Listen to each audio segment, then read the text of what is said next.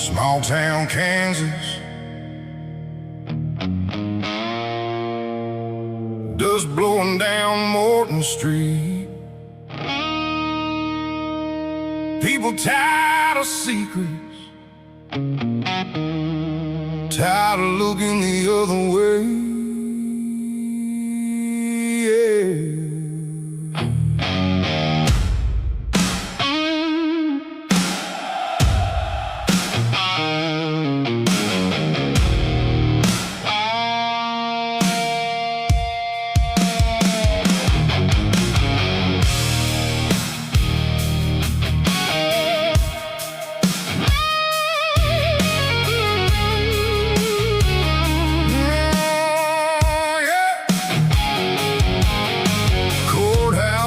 Burn late at night, citizens asking what ain't right. Paper stack high with names and claims, everybody whispering who to blame. Evidence gone, trust war thin, questions rise what truth should have been. People wanna know it's fact or lie, why the system feel like it's slowly dying. Back road talk at the diner booth, town folks just want the truth. Hard work people, taxes paid, wondering how this mess got made.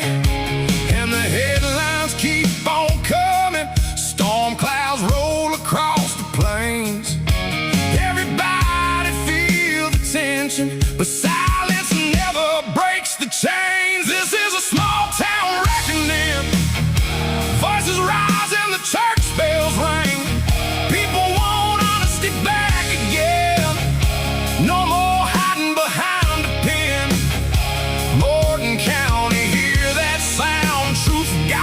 Circling around when the trust falls down in a county seat. The whole town feels that heat.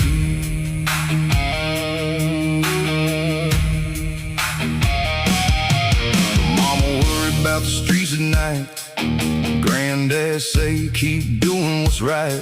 Sheriff stars and courtroom walls mean nothing if integrity falls. Kansas wind don't hide no shame. Sooner or later folks say names, and every badge and every chair comes with a weight that people share.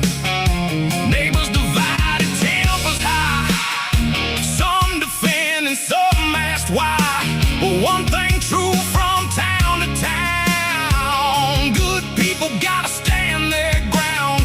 No cheers for chaos, no joy in pain, just everyday people tired of the games, wanting safe roads and honest hands, and somebody finally taking a stand.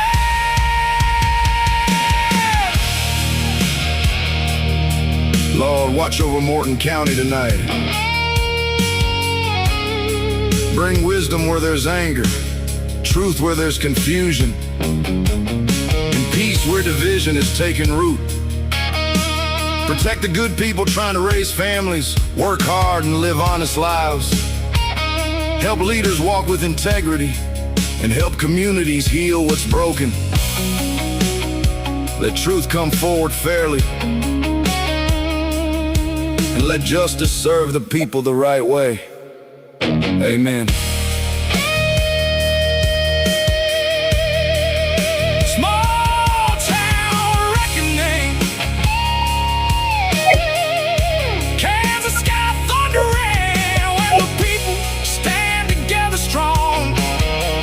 Truth won't stay buried long.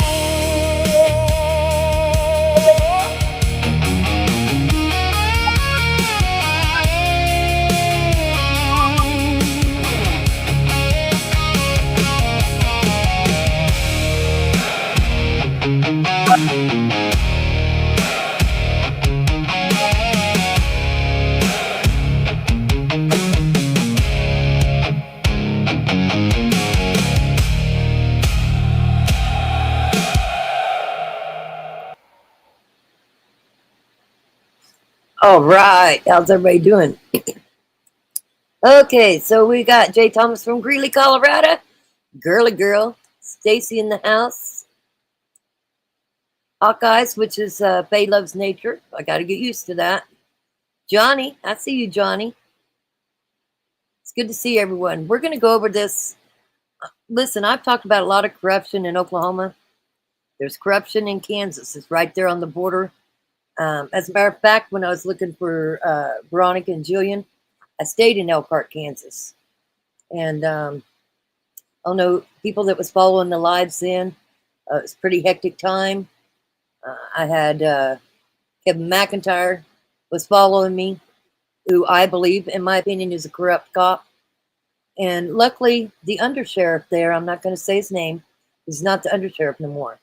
But the undersheriff there in Elkhart took really good care of me. And they watched me in the hotel and made sure that nobody would get me when I was trying to sleep. They'd have a car outside. Something was going on because, you know, he all of a sudden resigned as an undersheriff. Now, do I think he's a good cop? Do I think he was a good cop? I do. I think there was something that was going on way back then that caused him to resign very quickly. And then he left the sheriff department and went on to work at Seaboard. Strange situation. And if he ever wanted to come up and talk about it, I'd give him the platform to talk about it. But since then, they've elected a sheriff. That there's a lot going on, guys. I put it in my posts. I've been following it. And the sheriff's come out and talked to it. It was his statements was weird. I will pull them for another night. But today, the county attorney came out and has said some stuff. And I'm going to read it to you, but I'm going to pull it up on the screen. I printed it so I can read it to you. If anybody's watching, do not message me while I got Facebook up, because it'll show up in the messenger on the screen. I don't want you to be doxxed. So do not message me on Facebook while I've got this pulled up, please, for your own safety. All right. So here it is, Morton County Community News, 13 minutes ago. We encourage everyone to read the information and listen to the audio before forming an opinion on the current situation. Taking the time to review the facts and hear the full context firsthand can help you make an informed judgment and draw your own conclusions. So here we go. I'm going to start reading. So I'm not going to be able to read chat. I'm going to take me off the screen here. Can you guys hear me okay? Hopefully you can hear me okay. Oh, I'm going to text Rick and ask him to bring me a Coke. Hold on. Let me do that real quick. Sorry, I was putting out a fire somewhere else before this live, and that's why I was a minute late. Let me see if Rick will just bring me a soda, because my mouth's going to get dry. Okay. So, yes, you can hear me. Thank you, girly girl. Okay, here we go. I'm going to start reading, guys. Okay. Let me get that off the screen. I've got it as big as I can for you. Report to the citizens of Morton County, the constitutional crisis and the path to accountability. Now, this is from the city county attorney. Executive summary. As your county attorney, I provide this report not merely as an update on administrative functions, but as a primary point of strategic transparency during a period of unprecedented institutional rot. In our constitutional republic, the power of the law enforcement is derived solely from the trust of the governed. When that trust is betrayed through systematic dishonesty, fiscal malfeasance, and a total abandonment of the rule of law, the chief prosecutor has a fiduciary duty to address the issue and present the evidence of the collapse directly to the electorate. The findings presented hereon document the comprehensive failure of the Morton County Sheriff's Office. The report synthesizes the results of a Kansas Bureau of Investigation probe into missing narcotics. Hold on just a second. Thank you, Rick. Appreciate it. Yeah. Okay, let's go back over that. This report synthesizes the results of a KBI investigation probe into missing narcotics. The former Giglio impairment Well, you guys heard that before. Giglio, Brady Giglio. Giglio impairment of command staff due to documented dishonesty and a fiscal emergency declared by the Board of County Commissions. These events have resulted in a total breakdown of the local criminal justice system. The purpose of this document is to establish the evidentiary record justifying the upcoming recall vote on June 9th, 2026. So if you're in that area, make sure you're getting on. If you don't believe in that sheriff and you're paying attention and you watch all this and then you listen to the video, which I haven't listened to yet, make sure you go vote for that recall for June 9th. What follows is a malicious legal and evidentiary analysis of the crisis. The evidence management crisis, the KBI investigation and its findings. The integrity of physical evidence in the bedrock upon which every criminal prosecution is built. Without a secure, verifiable chain of custody, the justice system is rendered toothless. In Morton County, a relaxed culture of evidence management has not only compromised individual cases, but has fundamentally enabled an open drug market on Morton Street in Elkhart, among other locations. KBI case 25-453 investigated the disappearance of 12 grams of methamphetamine seized from William Maltby on March 13, 2025. The investigation revealed that former officer Nathaniel, I'm gonna butcher this name. Nathaniel, and if you're calling me, I can't answer it right now.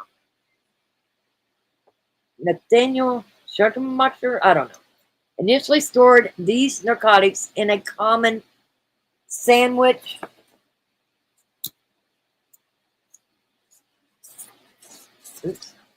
bag and placed them on an unsecured bookcase in the booking room on an area accessible to numerous personnel, rather than in a locked high security evidence locker.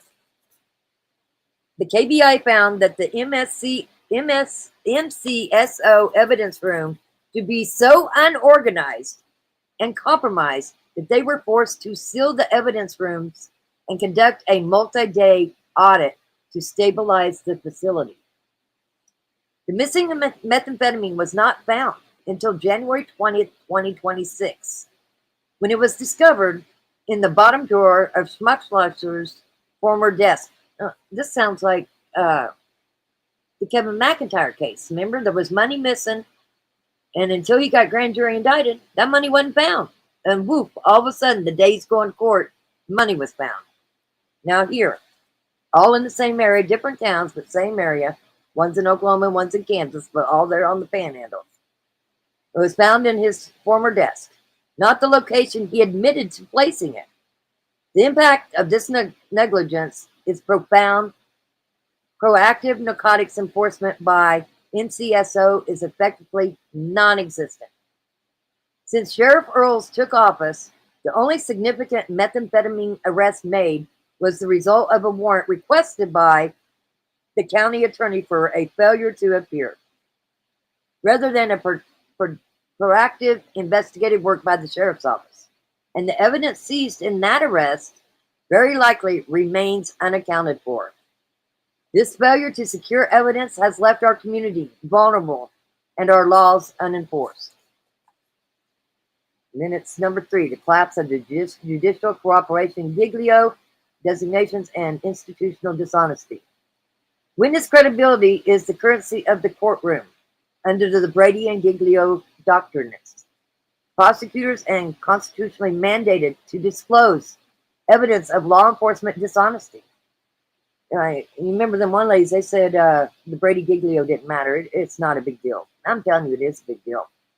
When an officer is designated as Giglio impaired, their ability to testify is destroyed and is viability of any case they touch. Now this is really small, the administrative findings of Giglio impairment. So I'm going to try to read it to you. Actually, it's in the slide on. Let's see if I can make it bigger. Okay. Under Sheriff Joshua Hall, specific indicia of dishonesty. June 28, 2025, incidentally, concealed the discovery of 13 syringes and digital scales during a vehicle inventory search to play devil's advocate against the state's probable cause. Resulting impact of justice system formally designed as impaired on October 24, 2025, rendered legally incapable or credible of being as a witness in the narcotics case. That was really hard to read. I hope I got them words right. Next one. Deputy Amanda Ray. December 10th, 2025.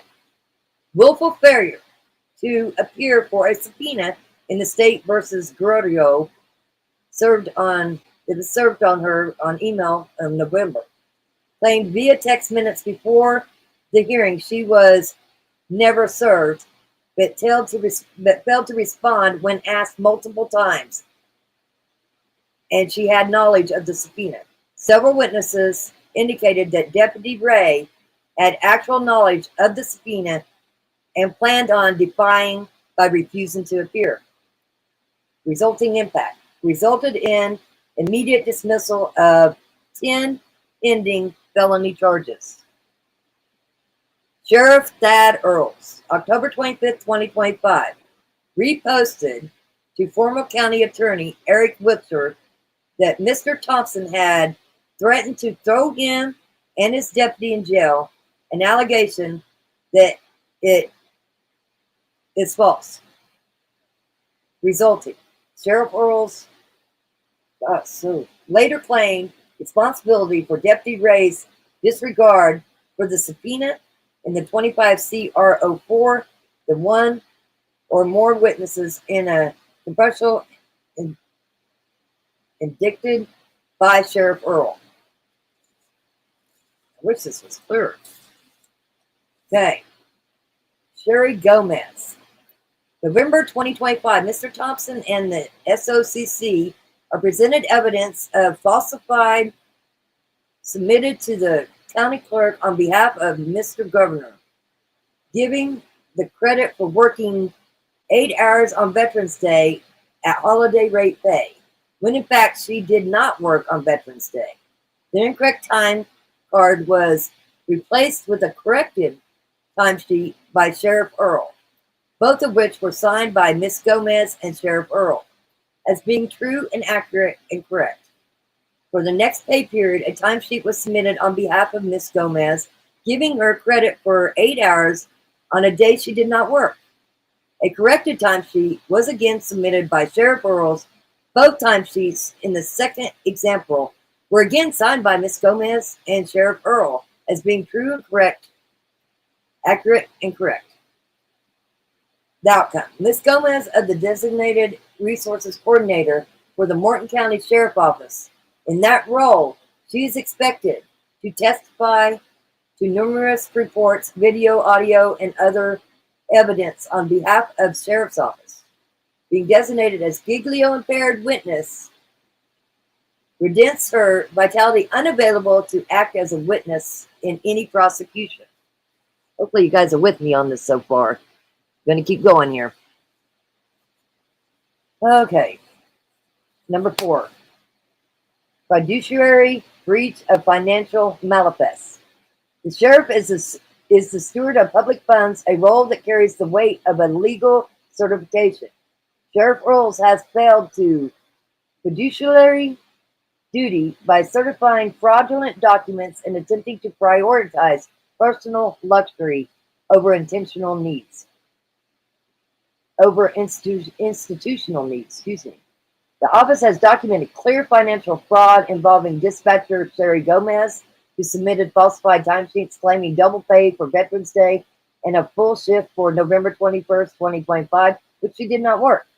These fraudulent records were certified as correct by Sheriff Earl.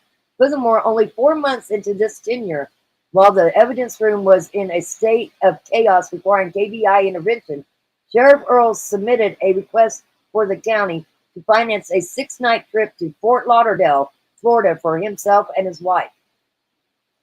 In response to these institutional defects, the Board of County Commissioners, J.W. Finn, Ed Anderson, and Jim Tucker issued a formal letter of mandate on October 27, 2025. This mandate required the sheriff's office to undergo emergency competency training to mitigate the county's spiraling legal liability. Now we're on to number 5, personal instability and legal judgments against the sheriff. A chief law enforcement officer facing catastrophic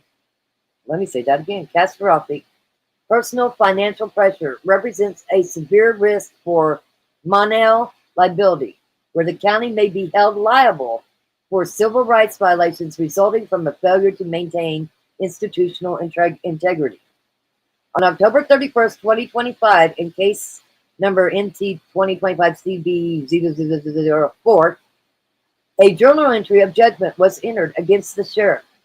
The court found Sheriff Earl in default for $137,730.42 in principal, with an additional $26,990.36 in negative escrow and advances at an interest of 7.25%.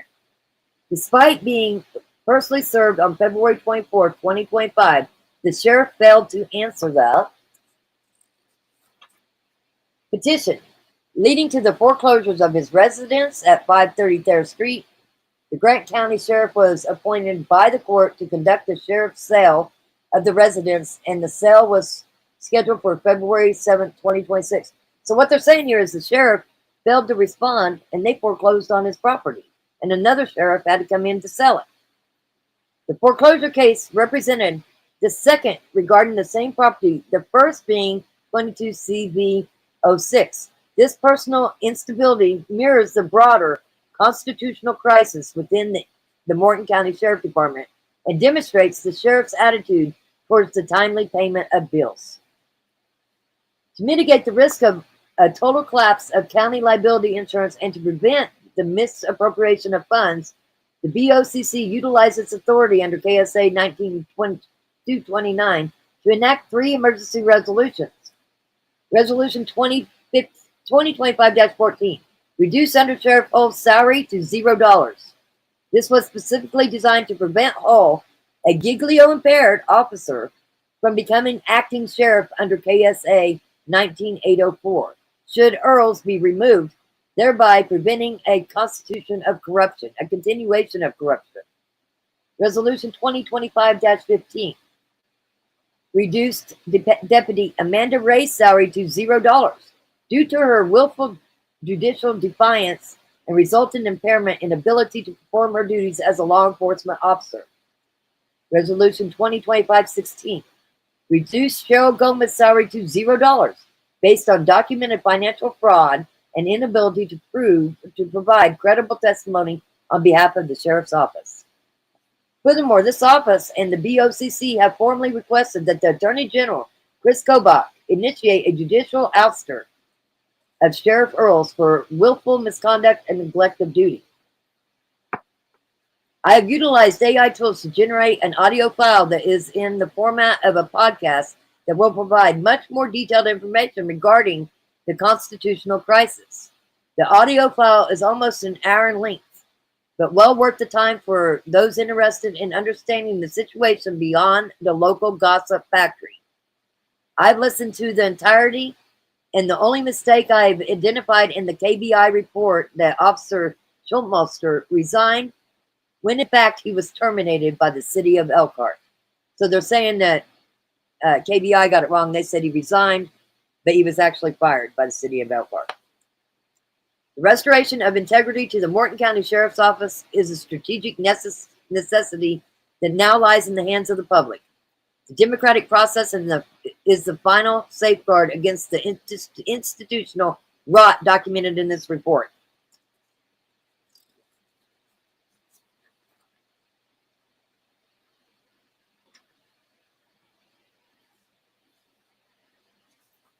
The totality of the circumstances, ranging from missing narcotics and the dismissal of 10 felony charges to certified financial fraud and personal foreclosure, is an indictment of the current administration. It is the formal position of the Morton County Attorney that Sheriff Thad Earls has fundamentally breached his oath of office. I will be voting recall Sheriff Tad Earls on June 9th, 2026. This office will continue to use every legal tool available to defend this community from the consequences of this crisis. Respectfully, David A. Thompson. So there you go with that. Sounds like the shit's hitting the fan. Sounds like another crooked cop. That's what it sounds like. Quite crazy. Hey, Johnny. Does sound quite crazy. And let's see here. I did not see. I'm not going to play the audio.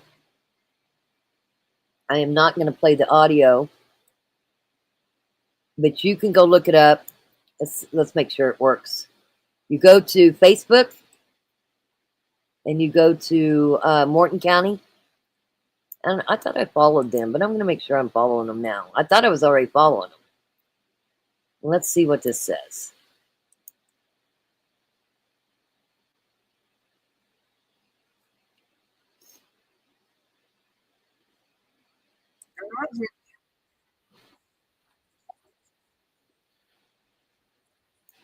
Do you guys want to listen to it? It's up to you. I mean, it says it's an hour long. I don't know if you guys want to listen to it or not. Hey, 99 Customs, good to see you. Good to see you. We're talking about corrupt cops in Kansas. I do lives every Tuesday and Thursday at 7 o'clock. I do lives. Glad to have you over here. Or do you guys want me to set it up for Tuesday? You guys want to listen? Like I said, it's an hour long. Well, let's play it then. Let's go ahead and play it. Let me know that you can hear whatever you want.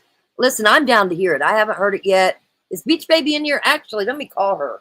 Let me send her the link real quick. Because she was saying that she wanted to hear it. Oh, thank you for subbing.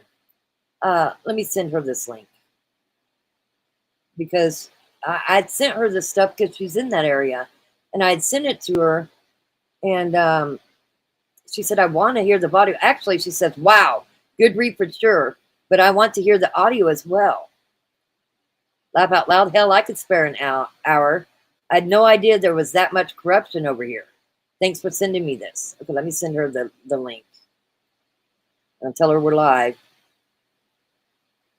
Listening to audio. Okay. A lot of people from the area, they watch later, like they'll watch tomorrow. This is all you got to do, Johnny? Okay. Looks like Faye says, why not? Let's do the audio. Here we go. Yeah, listen, you guys don't want to hear me, that's for sure. Let's go.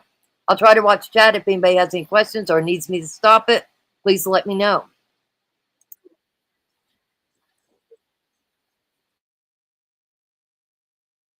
Hold on.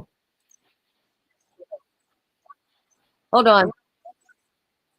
For some reason, hold on. I gotta figure this out. Hold on. Where is that at? Okay, there it is. Hold on. This is weird. I gotta figure this out real quick. I gotta add something else here. Okay, remove that. Delete that. Oh, stop that. Okay. I could hear it, but I know you guys couldn't hear it. Share screen. Here we go. I'll start it over too. Now you should be able to hear it. I'll back it up. We'll make it big. And here we go. Imagine you are you're the chief prosecutor of a county.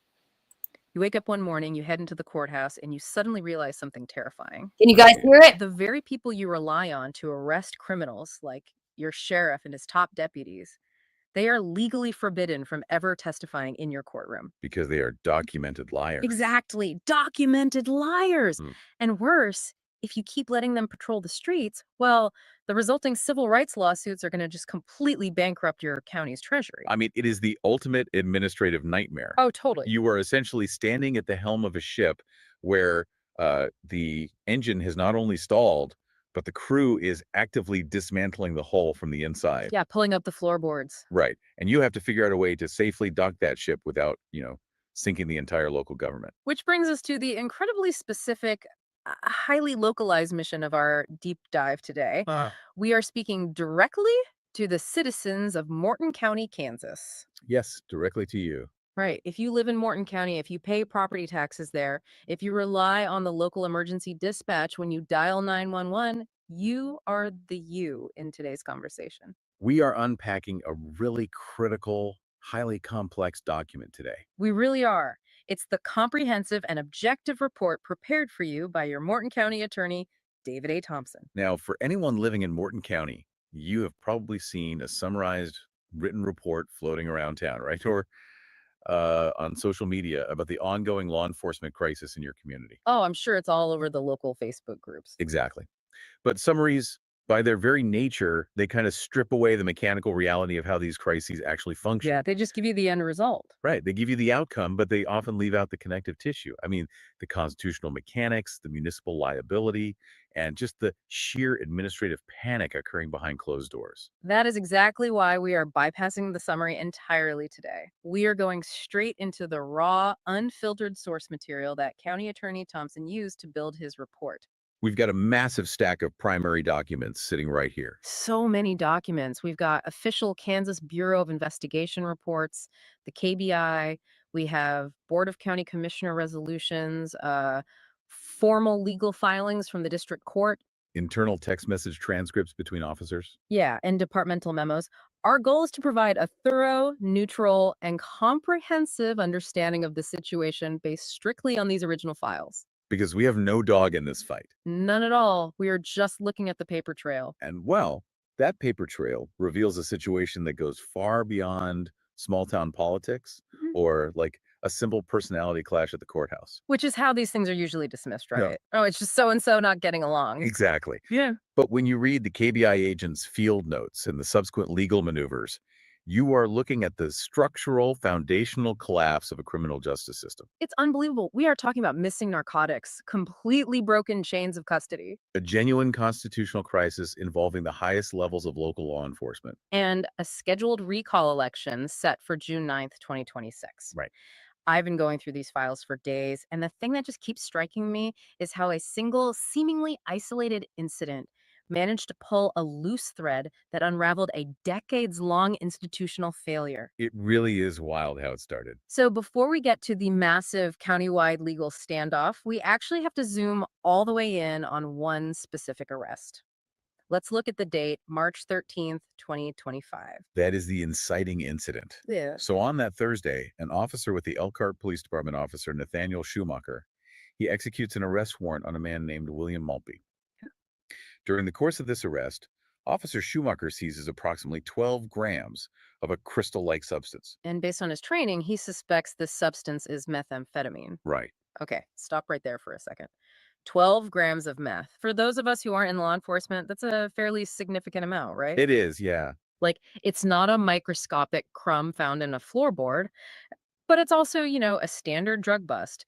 You bag the evidence, you tag it with the case number, and you lock it in the evidence room so it can be used at trial. Right. That is the universal standard operating procedure for every accredited law enforcement agency in the country. Every single one. The strict protocol is that physical evidence must be logged into a secure, access-controlled environment immediately to maintain the chain of custody. But according to the KBI investigation summary we have right here, that is absolutely not what happens. No, it is not. Officer Schumacher takes the suspected meth back to the station. On March 14th, the next day, he conducts a field test on it. He actually records himself doing this on his body camera video, which is in the files. Wow, okay. So the substance tests positive for meth. He weighs it. And then instead of logging it into the official shared Morton County Sheriff's Office and Elkhart Police Department evidence room, he puts it in a Ziploc bag. He places that bag inside a standard self-sealing evidence envelope, and he just leaves it on a shelf of a bookcase in the booking room. He essentially left felony drug evidence Mhm. in an unsecured common area where, multiple people pass through daily. That is insane. It is. Later, during the investigation, he told individuals that he placed it on the bookshelf because the actual evidence rooms were so completely full and unorganized that he didn't want it to get lost in the mess. I'm trying to visualize this. A booking room is the intake area. Is everybody doing okay? Hopefully they're doing okay. Hey, 99 Customs. I was stationed at Redstone Arsenal in the 90s. 4.5 years. My daughter was born at Huntsville Hospital. Also, anybody in here, girly girls have been my friend a really long time. there was some drama over in the country rap. Stacy told me that this one name is not her, and I believe her. Okay, I believe her. And a bunch of people was attacking her, and she's blocked. She couldn't get in there. And then somebody says, "Well, what does it matter, Rock?" Because I stood up for Stacy. I gave my word that this one channel is not her, and I believe Stacy. Now, if I found out Stacy was lying, I'd be really upset because I am one of them people that my word means everything. And if I vouch for you, that means I fully believe in you. Don't make me look like a liar. Again, I believe you're telling the truth.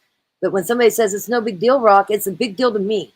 Because if I put my name on it as to saying that that's how I feel, listen, I stand by that.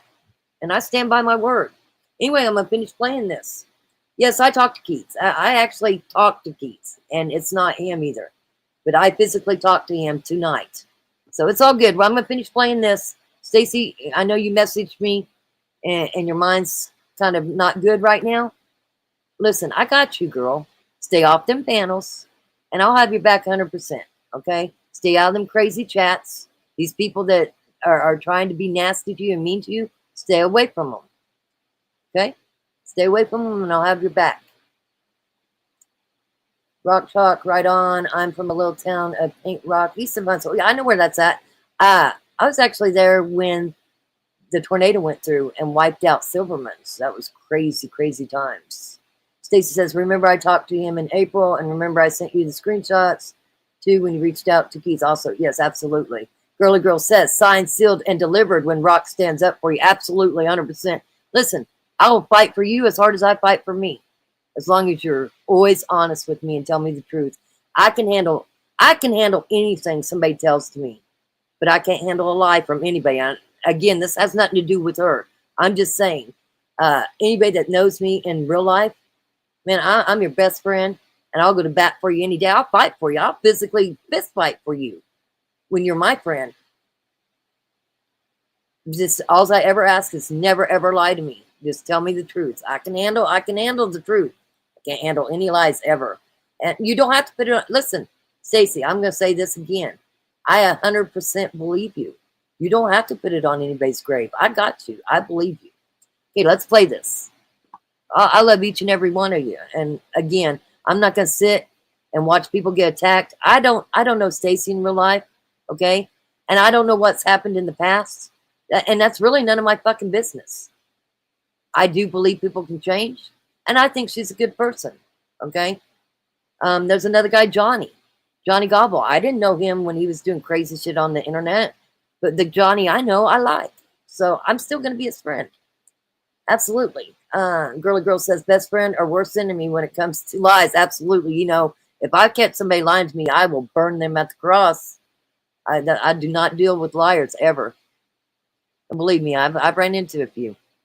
You have deputies coming in and out. You have suspects being processed. You have dispatchers walking by. Yeah, it's a high traffic zone. Leaving a bag of meth on a bookshelf there is just inviting disaster. It is a fundamental breach of protocol. Hmm. And, well, the inevitable happens.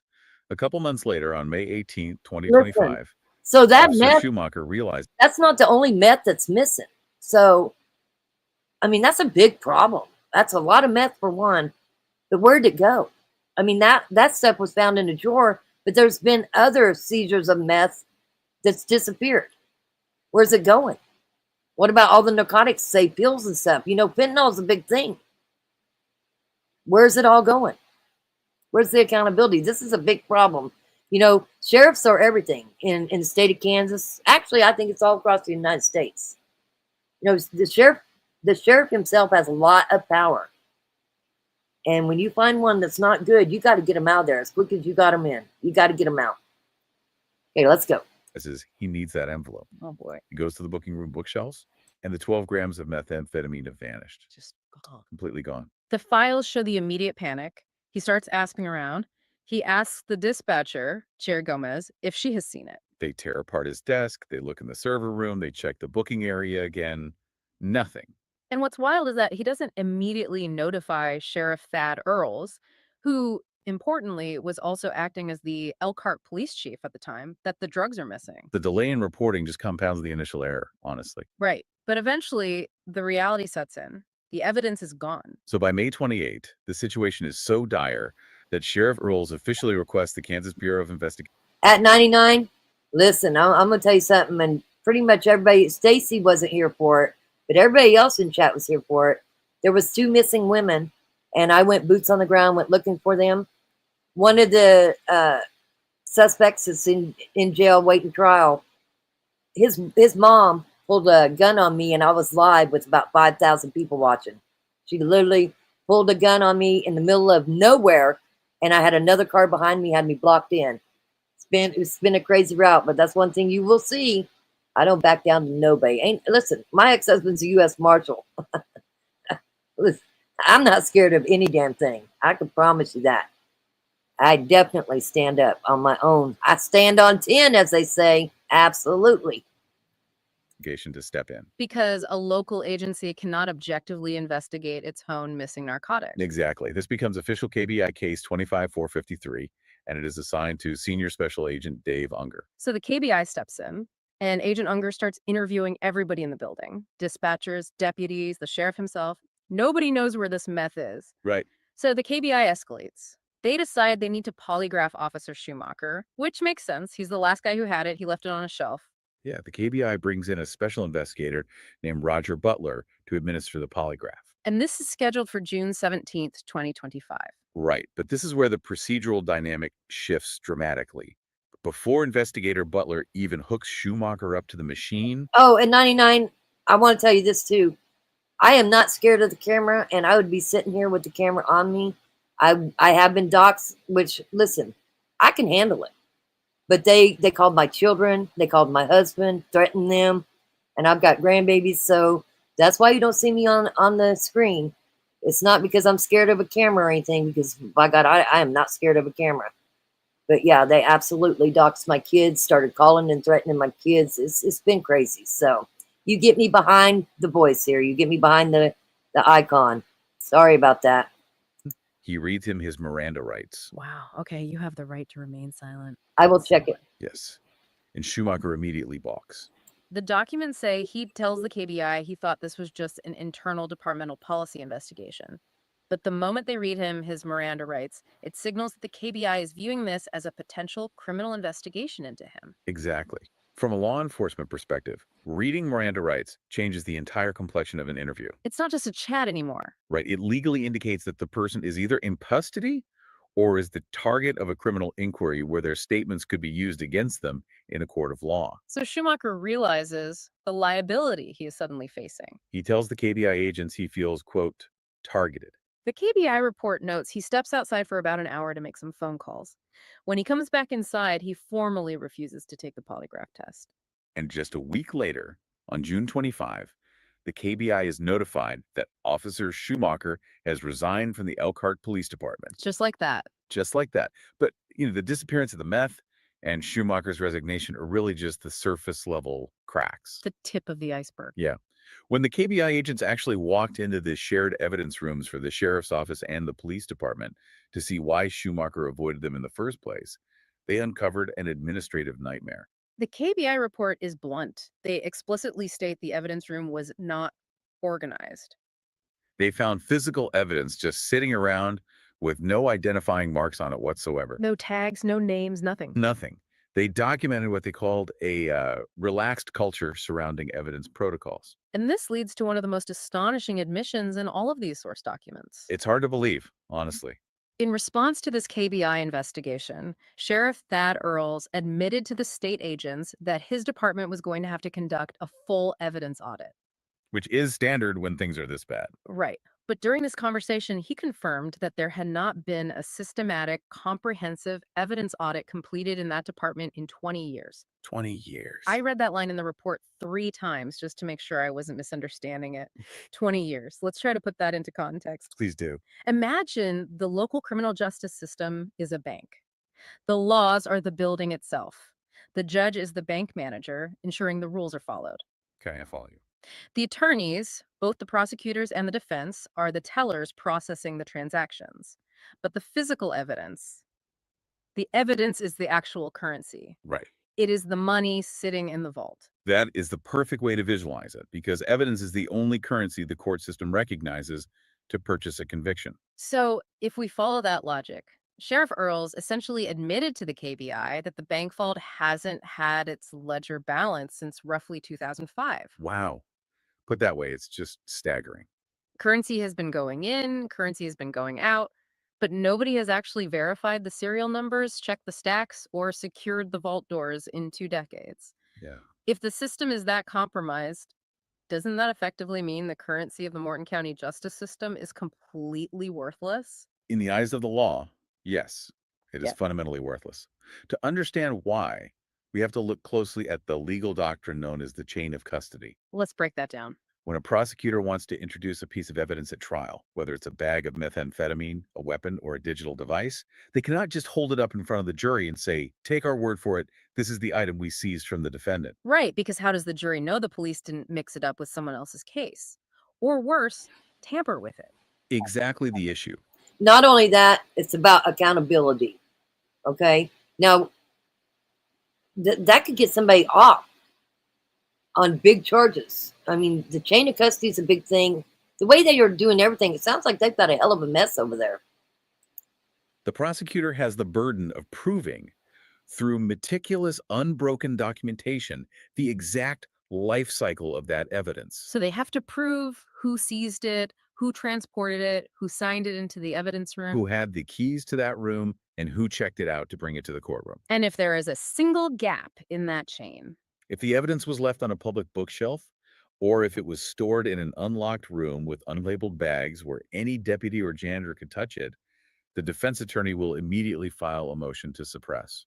and the defense attorney would argue, Your Honor, the state cannot prove beyond a reasonable doubt that this is the same drug seized from my client, nor can they prove its chemical makeup hasn't been altered or contaminated by its surroundings. And any competent judge will grant that motion. So the evidence is thrown out. The evidence is suppressed. It becomes legally inadmissible. The phrase used in the legal analysis here is that the evidence is inherently contaminated. Inherently contaminated. The KBI's findings didn't just ruin Officer Schumacher's specific case against William Maltby. Because the entire room was unorganized and unsecured, every single piece of evidence touching that room is legally compromised. So it's not just new cases, it's past cases, pending cases, and anything they might arrest someone for tomorrow. Yep. If you are a defense attorney in Morton County, your job just became incredibly easy. You just point to the KBI report citing a relaxed culture and a 20-year audit gap, and you demand all physical evidence be thrown out. The basic machinery of holding offenders accountable simply jams. The system ceases to function. Which is why County Attorney David Thompson was forced into a corner. He really was. When the foundational integrity of the evidence room is destroyed, Yeah. you cannot just write a sternly worded memo to the staff. Right, or mandate a 2-hour weekend training seminar on evidence logging. Minor bureaucratic tweaks do not fix a 20-year foundational rot. Which brings us to the drastic structural interventions that the county attorney and the Board of County Commissioners had to deploy. They had to act and fast. When you are faced with a totally contaminated evidence system, you have to find a way to hit the reset button. The county officials realized they were staring down a catastrophic liability. Huge liability. Because if you can't prosecute crimes, public safety evaporates. But even worse, from a municipal standpoint, if you are holding citizens in the county jail based on physical evidence that you know is legally worthless, you are opening the county treasury up to massive civil rights lawsuits for false imprisonment. The liability clock was ticking. So on September 23, 2025, County Attorney Thompson and the Board of County Commissioners J.W. Finn, Ed Anderson, and Jim Tucker took a highly unusual step. What did they do? They co-signed a formal urgent request and sent it straight to the top of the state's legal hierarchy, Kansas Attorney General Chris Kobach. And what were they asking for? They formally requested a full KBI takeover of all physical evidence currently held by the Morton County Sheriff's Office. They were basically asking the state's highest law enforcement agency to invade their own county, seize control of the local building's vault, and completely bypass the elected sheriff. Yes. They recognized the local sheriff's office lacked the capacity, the technology, and frankly, the legal credibility to fix a 2-decade mess on their own. That is a massive admission of local failure. It is. In their letter to Attorney General Kobach, they explicitly cited a precedent to prove this kind of drastic state intervention was both necessary and possible. Okay, what was the precedent? They pointed to a recent crisis in Castilla County, Colorado. Let's explore that Castilla County precedent because it mirrors Morton County almost perfectly. What actually happened there? In Castilla County, the local justice system experienced a nearly identical institutional collapse. A state-level investigation by the Colorado Bureau of Investigation revealed a local evidence room that was horrifyingly mislabeled, disorganized. Yeah, it's crazy that this small town sheriff they have all these problems. You know, it's so nuts. I'll feed you in a little bit more. There was 5 people. They called them God's Misfits, and they attacked 2 women and buried them 10 feet under in a freezer. There's more to the story, but I'm just cutting it short. They had this judge come out for he was friends with one of the suspects, okay? The one that's getting charged. And after everything, this judge said, well, he's my friend. So they ousted him too. And that judge was the judge in Morton County, right there in Elkhart, Kansas. So that told me back then that things were shady there. and compromised with unlogged items dating back decades. Sounds familiar. Exactly. The situation deteriorated to the point where a local judge actually sanctioned the district attorney in court because physical evidence for a trial was simply lost in the chaos of the police vault. Wait, the prosecutor got sanctioned by the judge because the cops lost the evidence? How is that fair to the prosecutor? It comes down to the legal chain of responsibility. Sure. Under the law, the prosecutor is the ultimate authority representing the state. Right. They have an affirmative duty to turn over evidence to the defense. The courts view the police as an extension of the prosecution's team. So if the police lose the evidence, the prosecutor is legally on the hook for failing to provide it to the defense. So the district attorney in Castilla County is taking the heat for a disorganized police department. What did they do to fix it? The Colorado Attorney General had to intervene with overwhelming force. State agents physically deployed to the local county. They seized over 1,000 pieces of evidence and physically hauled it away to state facilities. Over 1,000 pieces. Yep. They processed every single item through their accredited state labs using professional tracking software, and they established a brand new, legally defensible chain of custody from scratch. They essentially gave the local jurisdiction what Thompson calls a clean slate. Exactly. Thompson's letter to AG Kobach argued that this clean slate strategy was the only viable path forward to restore the constitutional functioning of the Morton County courts. But dealing with the physical evidence room was really only half of the structural problem. Right, because the other half was the actual administrative organization of the police forces in the county. Yeah, because if you don't fix the organizational structure, a clean evidence room is just going to get messy again. We have to look at the history of how law enforcement was structured there. Let's look at the timeline. Back in February 2001, the city of Elkhart and Morton County entered into an interlocal agreement. They effectively merged the Elkhart Police Department, the EPD, with the Morton County Sheriff's Office, the MCSO. This is a very common administrative move in rural areas across the country. Consolidating services saves taxpayer money. Makes sense on paper. Sure. Under this 2001 agreement, the elected county sheriff was appointed by the Elkhart mayor to simultaneously serve as the Elkhart chief of police. One guy wearing 2 hats. Exactly. Yeah. The two agencies shared the same building, they shared the same emergency dispatchers, and fatally, they shared the exact same evidence room. So they are tethered together. When the evidence room goes down because of the sheriff's relaxed culture, the Elkhart Police Department's cases go down with it. Precisely. In his memos regarding this structure, County Attorney Thompson, who we should note also serves as the appointed city attorney for Elkhart, describes this merged entity in harsh terms. What did he say? He wrote that over the years, the consolidated department had become leaderless, apathetic, and incompetent. Wow. That is not something you want your city attorney saying about your police force. No, it's not. If you are the city attorney for Elkhart and you are watching the sheriff's office engulfed in a KBI investigation over missing meth, you have to protect the city. You have to act offensively. So on October 28th, 2025, Thompson and Elkhart Mayor Leo Carrillo execute a massive strategic maneuver. The Elkhart City Council votes to formally sever this 24-year-old interlocal agreement. They legally split the Elkhart Police Department away from the Morton County Sheriff's Office. They set up a temporary headquarters for the EPD at Elkhart City Hall, and they begin the long process of hiring an independent, dedicated police chief. From a municipal risk management perspective, severing that agreement was a brilliant and absolutely necessary defensive posture. Walk us through the mechanics of that. Why does splitting the agencies protect the city? Think about civil liability as a highly contagious legal disease.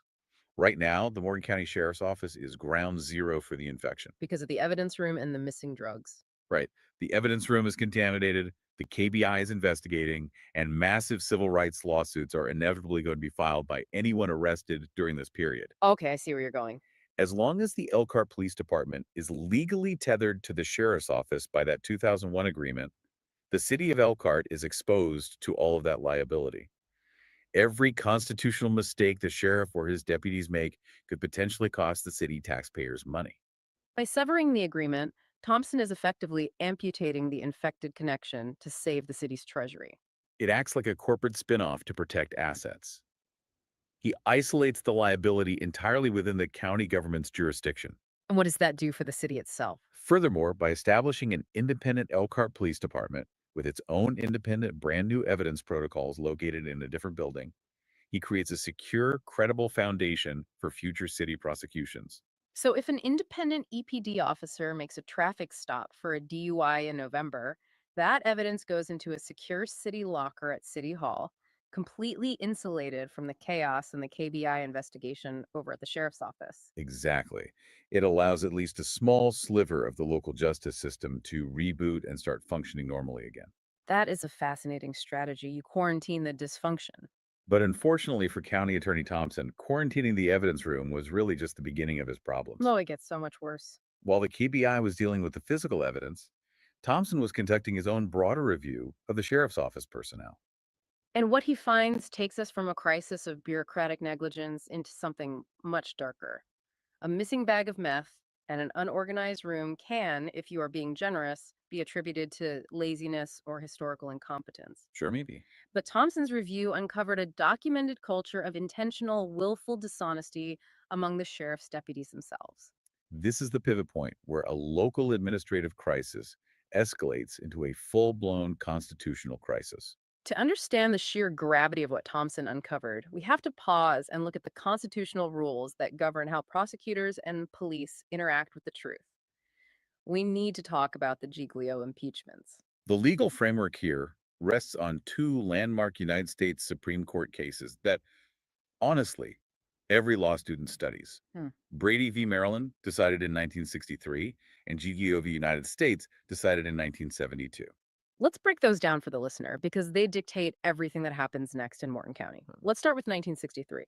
What exactly did the Supreme Court establish in the Brady ruling? In Brady v. Maryland, the Supreme Court established a fundamental rule of fairness in the American justice system. They ruled that prosecutors have an affirmative constitutional duty to turn over any exculpatory evidence to the defense prior to trial. Exculpatory meaning. Exculpatory evidence is simply anything that might prove the defendant's innocence, or even something that might just reduce their potential sentence. So if the police are Yes, my grandpa is a very well-known man, as Girly Girl said. An awesome guy. I sure do miss him. But yeah, he's attorney general. He was the sheriff, did 2 terms as sheriff.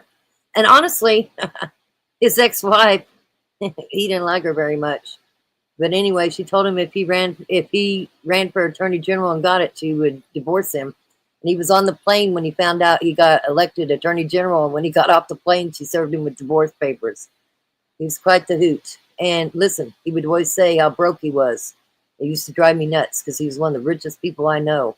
And he drove old cars. Even up to the day he died, he drove old cars. But yeah, he's probably one of the richest people I ever knew. arrest someone for robbery, but they also find a witness who says, no, the guy you arrested was with me across town at the time, the prosecutor cannot hide that witness statement to win the case. They have to hand it over to the defense attorney. Correct. The court ruled that hiding evidence that helps the defendant violates the defendant's right to due process under the 14th Amendment. It ensures trials are about finding the truth, not just the state winning at all costs. That seems like common sense. You can't hide proof of innocence. But how does the 1972 case, Giglio v. United States, expand on that? Giglio took the Brady rule a step further into the realm of credibility. 9 years later, the Supreme Court ruled that prosecutors must also disclose to the defense any evidence that could be used to impeach the credibility of a government witness.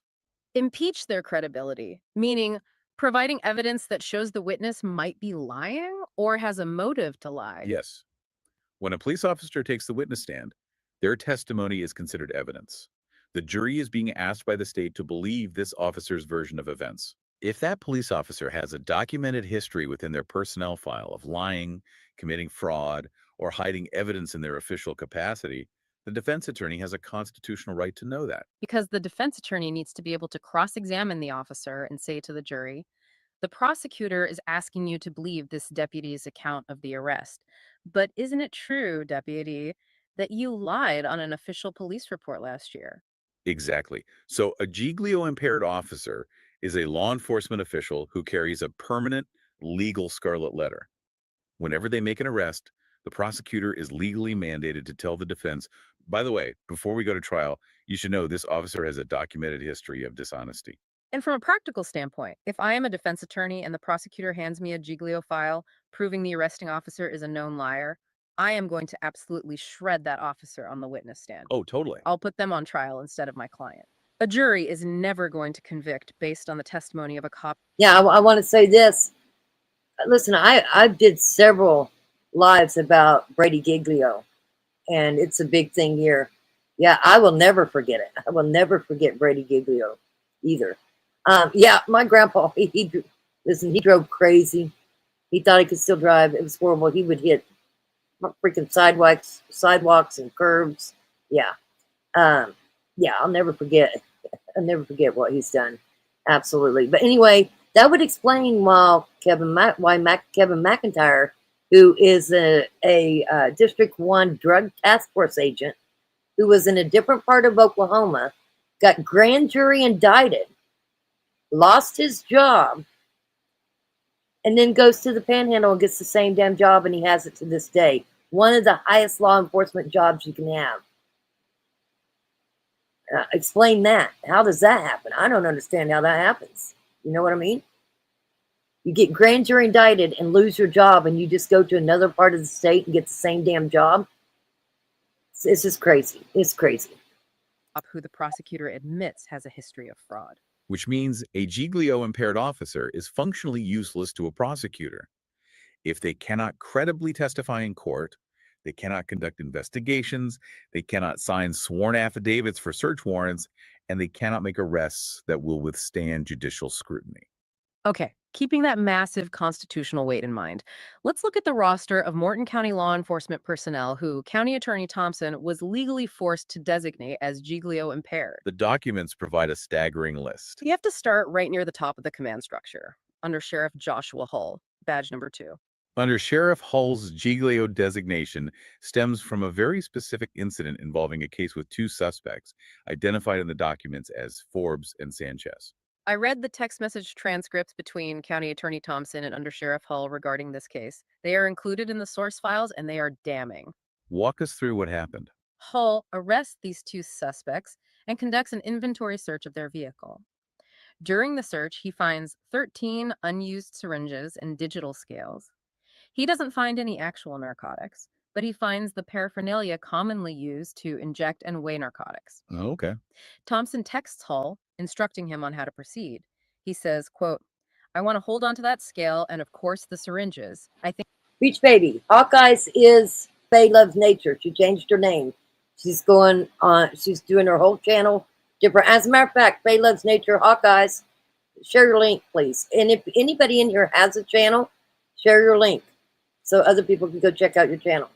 I'm going to charge both of them with paraphernalia. That is a standard prosecutorial directive.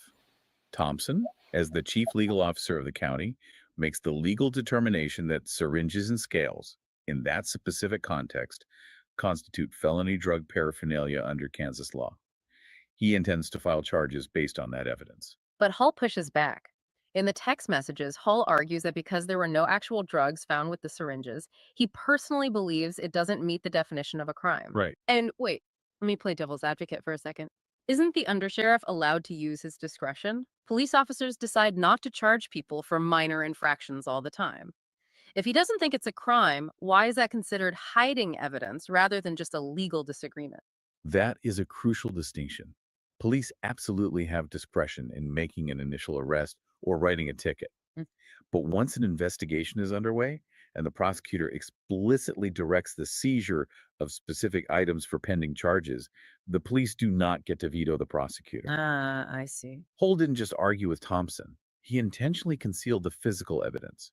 He admitted to actively withholding the 13 syringes and the scales from the prosecutor's office because he disagreed with Thompson's legal theory of the case, So he unilaterally decided to hide evidence from the court system to enforce his own personal interpretation of the law. which is a textbook Brady Giglio violation. A law enforcement officer cannot usurp the authority of the prosecutor and the judicial branch by deciding what evidence the court is allowed to see. By intentionally concealing material evidence, Under Sheriff Hull committed an act of professional dishonesty that goes to the core of his reliability as a witness. And the consequences for Hull are severe. Thompson didn't just issue a Giglio designation letter and put it in his personnel file. No, he went much further. On October 24, 2025, Thompson drafted a formal criminal referral to the Kansas Attorney General's Public Integrity Section. He formally referred his own undersheriff for criminal investigation and potential felony prosecution for official misconduct and interference with law enforcement. It is an incredible escalation of the crisis. You have the county attorney asking the state to investigate the second highest ranking police officer in the county for felonies. Did he have any other option, though? Legally and ethically, Thompson had absolutely no choice. Once he uncovered the intentional concealment of evidence, his ethical duty under the Kansas rules of professional conduct required him to act. If he ignored it, Thompson himself could lose his law license. But Hull isn't alone on this list. The crisis of truth extends further down the roster. Let's move to Deputy Amanda Ray. Her Giglio designation doesn't come from hiding evidence, but from an incident in December 2025 that directly destroyed a major felony case. This involves a case titled State v. Refugio Guerrero Jr. This was not a minor traffic ticket. This case included 10 pending felony charges. 10 felonies. Deputy Ray was the lead investigating deputy on this case, meaning her testimony was the foundational pillar of the state's prosecution. So the court schedules a preliminary hearing for December 10th, 2025.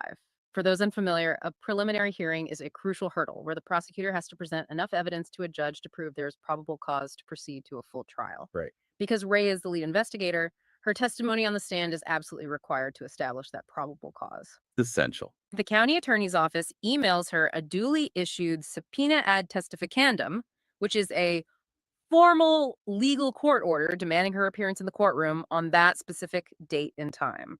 And when December 10 arrives, the judge is on the bench, the defense attorney is ready, the prosecutor is ready, and Deputy Ray simply does not show up. You will love the chat. 99 Customs. We don't have any drama. Well, we try not to have any drama. If there is any drama, I address it and then we just move on. But more than likely, we don't have drama. You'll love it here. It completely ghosts the court. Because the state's primary witness failed to appear to testify to the investigation, the judge has no legal recourse. The judge is forced to dismiss all 10 felony charges against the defendant. The entire case collapses on the spot. Now, at first glance, you might want to give her the benefit of the doubt. You might think maybe she didn't see the email. Maybe. No, Beach Baby. I love the Yeti cup you got me. And it's for hot and cold stuff. I use it all the time. And it even says Rock Chalk on it. I love it. she was on patrol and missed it. Maybe it went to her spam folder. But Thompson investigates the absence. Yes, he does. He pulls formal statements from 3 independent witnesses at the county who interacted with Ray regarding this hearing. First, he speaks to Maddie Amarin, the district court clerk. What did the clerk say? The clerk tells Thompson that 2 days before the hearing, on December 8th, she was having a conversation with Ray. Ray said to her, quote, "I think I have a subpoena waiting in my email for that hearing, but I guess it isn't service if I don't open the email." That statement completely eliminates the defense of an honest mistake. It demonstrates premeditation. She knew the subpoena was waiting for her, and she was playing a juvenile game with the legal concept of service, assuming that if she didn't click read on the email, the court couldn't compel her to appear. But the intent gets even more blatant. The day after the hearing, December 11th, Ray goes over to the Morton County Extension office. Crystal Bashford, the director of the office, and her assistant are both present. What do they tell Thompson? According to their written statements provided to Thompson, Ray starts talking about the dismissed case. Ray says she was on her way to the law enforcement center to see how much trouble she was in for not appearing at the preliminary hearing. And then Ray openly admits to them that she willfully disregarded the court's subpoena out of, quote, personal malice toward County Attorney Thompson. We'd really have to step back and look at the sheer scale of the dysfunction here. It's hard to wrap your head around. You have a sworn law enforcement officer who was reportedly angry at the prosecutor over office politics, deliberately violating a judge's court order, and intentionally torpedoing 10 felony charges, effectively letting a potentially dangerous individual walk free simply to settle a personal grudge. It is staggering arrogance. So Thompson has no choice but to issue a formal Giglio designation for Deputy Ray as well. In the official letter, he notes her deceptive behavior and lack of candor. Her career as an effective police officer in that county is essentially over. Hmm. Because any future defense attorney is going to ask her on the stand, Deputy Ray, isn't it true you're willing to let felons go free and violate judicial subpoenas if you happen to be mad at a coworker that day? Yeah, her credibility is reduced to ash. 99. Let me tell you how I found country rap. I'm friends with Joe Sapp. I was friends with his, wasn't his wife, but Brandy. And I used to go to all their shows. Friends with all of them. Until Triple T started pulling up Jesse and all them on the panel. I mean, I still love Joe Sapp. Dirty is awesome. Yo Boy Dirty. Girly Girl loves Yo Boy Dirty too. But when they start getting on them hate channels and they're up on the panel, I no longer support them. So I don't support Jesse Howard. Listen, Hitman gets up there too, so it is what it is. And unfortunately, the list of impaired personnel continues. The crisis of truth also infects the administrative side of the sheriff's office, specifically involving dispatcher and records coordinator Cherry Gomez, and eventually ensnaring Sheriff Earls himself. Right. This specific Giglio designation revolves around financial fraud, specifically falsified timesheets. According to the documents, in late November 2025, a timesheet is submitted to the county clerk for Cherry Gomez. The timesheet claims 8 hours of work on Veterans Day. Okay. The document is signed by Gomez, and crucially, it is countersigned by Sheriff Earls, certifying to the county that the hours submitted are true, accurate, and correct. But the county clerk, who processes a payroll, challenges the entry. The clerk knows for a fact that Gomez was not in the building working on Veterans Day. Busted. When confronted, Sheriff Earls has to backtrack and admit she didn't work the holiday. He produces a replacement timesheet. But then the very next timesheet at the end of November is submitted. On this one, Gomez claims 8 hours of pay on a Friday during a shift where another dispatcher was already logged in and working overlap hours that she didn't actually work. And again, this fraudulent timesheet is signed by Gomez and certified by Sheriff Earls. The clerk challenges it again.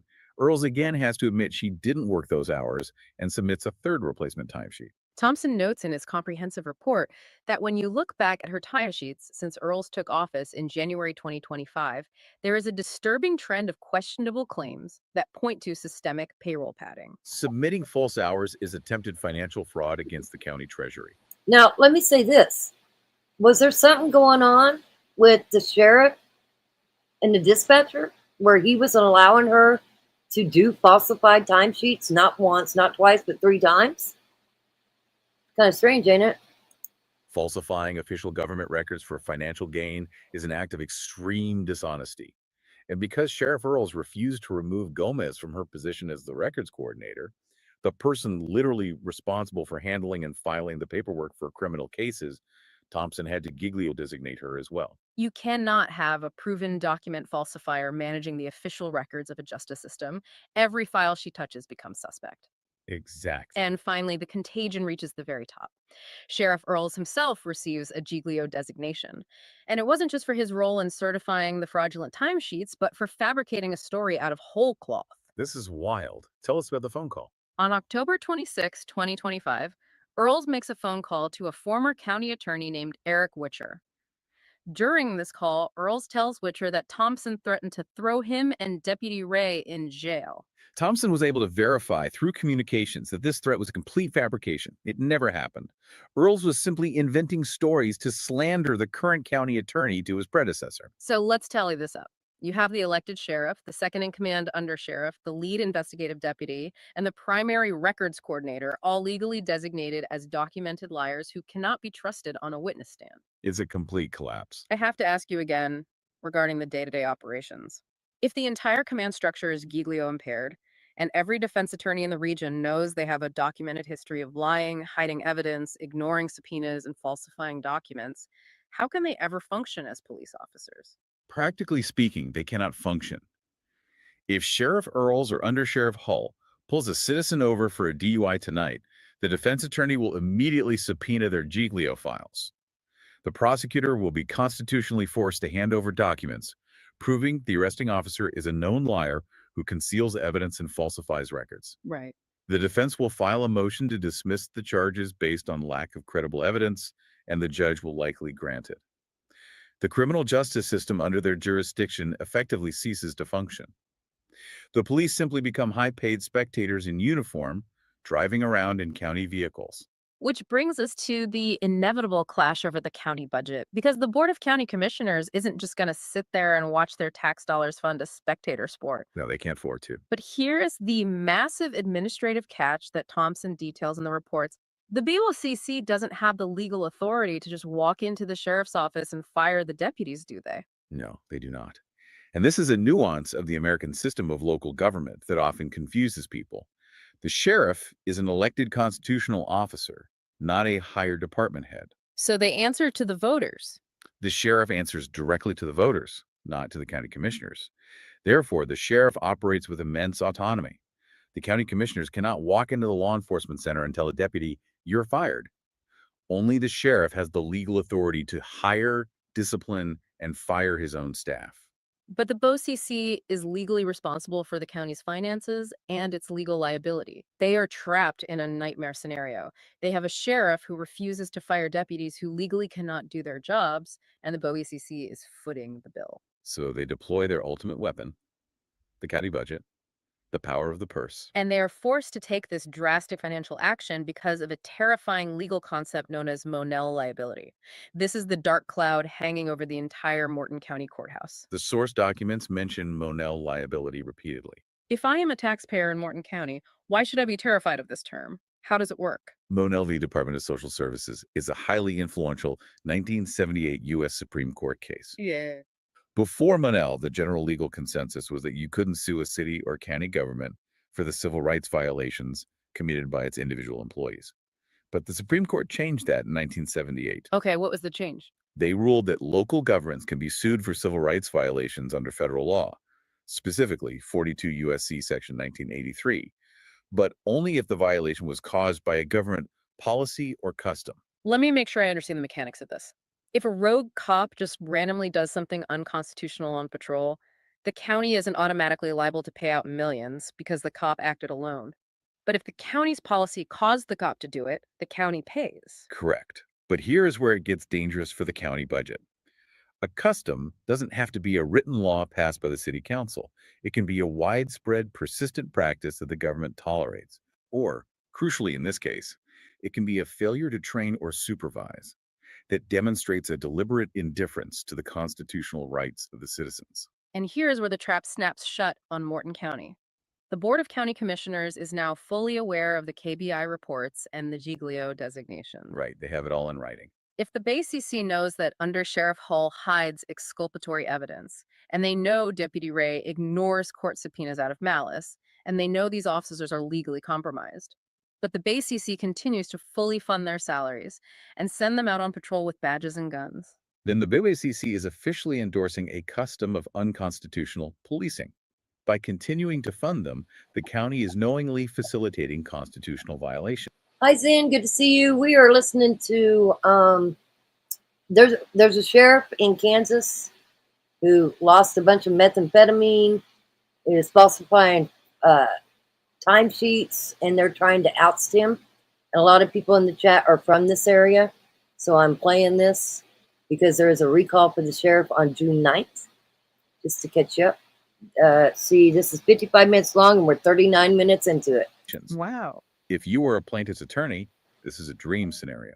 If Undersheriff Hull arrests someone tomorrow, that citizen can sue Morton County for a civil rights violation point directly to the BOCC's knowledge of the Giglio file and argue, you knew this officer was corrupt, you had the paperwork proving it, and you paid him to police me anyway. The county taxpayers would be on the hook for millions of dollars in civil judgments. The county treasury would be wiped out by lawsuits. So on December 17th, 2025, the BOCC takes unprecedented action to stop the bleeding. They convene and pass 3 emergency resolutions. They invoke a specific Kansas statute, KSA 19229, which grants the BOCC Down by the exclusive Kansas control Oklahoma of all border, county the expenses. Panhandle. The commissioners essentially By draw the a line in the Panhandle. sand. They say to the sheriff, we do not have the legal authority to fire your staff, but we control the checkbook, and we are not going to spend taxpayer money on defective goods. They reduce the salaries of Under Sheriff Hall, Deputy Ray, and Dispatcher Gomez to $0. Zero. They defund them entirely. That is a bold move. In the legal memo defending this move, Thompson writes that paying a taxpayer-funded salary to an officer who cannot perform their essential functions due to legal disqualification is an improper use of public funds.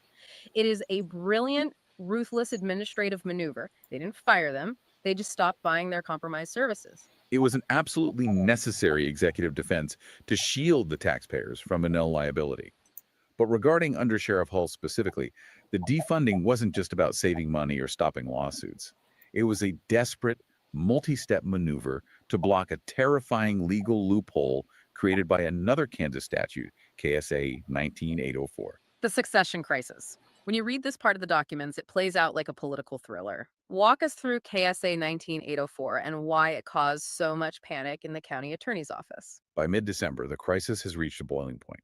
The county attorney and the BOCC are publicly demanding Sheriff Earle's resignation. But Thompson, looking ahead at the legal chessboard, realizes a massive structural problem. Under Kansas law, KSA 19804, if a sitting sheriff resigns, dies, or is removed from office, the undersheriff automatically assumes the duties of acting sheriff until the governor can appoint a replacement. The undersheriff automatically takes over the department by operation of law, but the undersheriff is Joshua Hall. Exactly, the man who was second in command. If Sheriff Earls caves to the pressure and resigns, Joshua Hull, a man formerly designated as a Giglio impeached liar, a man who is currently under active criminal referral to the state attorney general for felony official misconduct, a man who actively conceals physical evidence, automatically becomes the highest ranking law enforcement officer in Morton County. The county would be replacing a negligent sheriff with a potentially felonious undersheriff. The justice system wouldn't just remain paralyzed, it would be handed over to someone actively hostile to the legal process. The constitutional liability of having Hull as acting sheriff would be Yes, if you have a channel, please share it. Zinlove, listen, I go in his lives all the time. He does music. He's getting his channel going. It's not drama over there. So please go sub to Zen too. You'll before long, you'll be doing it all the time. astronomical. So before the BOCC could aggressively push for Earl's removal, they had to neutralize the succession threat. How did they do that? They used their emergency resolution to instantly eliminate the salary appropriation for the undersheriff position itself. They legally neutralized the office of the undersheriff. It was a highly sophisticated legal chess match to prevent the automatic ascension of a compromised official. But Sheriff Earls does not go quietly into the night. He doesn't resign, and he doesn't accept the defunding of his staff. He fights back, escalating the crisis into a multi-front legal war between county officials. Naturally, an elected official rarely surrenders their authority without a court fight. On December 22, 2025, just 5 days after the defunding resolutions, Sheriff Earls hires an outside attorney named Colin Wood. They file a civil lawsuit against County Attorney Thompson and the Board of County Commissioners in District Court, case number 25-CV24. What exactly is Earls demanding in this lawsuit? Earls asks the District Court for a declaratory judgment and a temporary injunction against the county. He argues that as the elected sheriff, he has the sole constitutional authority over his staff and his department's operations. Okay, that makes sense from his perspective. He claims the BOCC's emergency resolutions reducing his deputies' salaries to zero are an act of illegal interference in his constitutional duties. He asks the judge to force the county to immediately reinstate the funding for Hull, Ray, and Gomez, claiming his department is suffering irreparable harm due to a lack of staff. And how does County Attorney Thompson counterattack in court? Because he obviously isn't going to just hand the money back. Thompson fights the injunction using a powerful legal doctrine called unclean hands. Thompson argues to the judge that you cannot seek equitable relief from a court when you yourself are engaged in fraud and misconduct. He points directly to the timesheet fraud certified by the sheriff and the evidence concealment by the undersheriff. So he essentially tells the judge, you cannot force us to fund a department that is actively engaged in fraudulent behavior. But Thompson doesn't just play defense on the civil suit. On December 17th, 2025, the exact same day the Bowie CC passes the defunding resolutions, Thompson and the commissioners drop the nuclear option. They formally petition Kansas Attorney General Chris Kobach to initiate a judicial ouster against Sheriff Earls. The writ of quo warranto. That's a heavy legal phrase, quo warranto. How does that mechanism work in Kansas? It is Latin for by what warrant or by what authority. Under the Kansas Constitution, the local county government, the BOCC, cannot simply hold a vote to remove an elected sheriff, no matter how badly he performs. Even if he's terrible at his job. Right. Only the state attorney general has the exclusive authority to initiate a judicial proceeding in court to strip an elected sheriff of their office for willful misconduct or neglect of duty. So Thompson sends a massive documented formal complaint and notice of forfeiture of office to the AG's office in Topeka. He outlines everything we have just spent the last hour discussing: the Giglio findings, the KBI investigation into the missing meth, the 20-year audit gap, the timesheet fraud, the concealed syringes. It's quite the dossier. But he also cites a very specific, very recent act of willful misconduct and obstruction by the sheriff. Yes.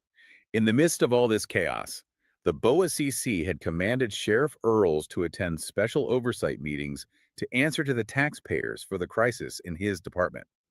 They scheduled formal meetings for December 5, December 12, and December 17th. And Sheriff Earls just doesn't show up. He deliberately refuses to attend his boss's oversight hearings. Yeah. His attorney, Colin Wood, simply emailed Thompson saying Earls wouldn't be there. Thompson's reply was scathing. He essentially wrote back saying, an email from a private attorney doesn't stop the legitimate statutory governance of the Board of County Commissioners, and the sheriff's failure to appear is just going to be added as more evidence for his ouster. It represents a total breakdown of local government. Hmm. The sheriff has walled himself off inside his department. The county has cut off his funding. The state investigators are circling the building, and the courthouse is completely paralyzed. And right in the middle of this intense, suffocating legal and political warfare, we get a plot twist that is so absurd it feels like it was written for a dark comedy.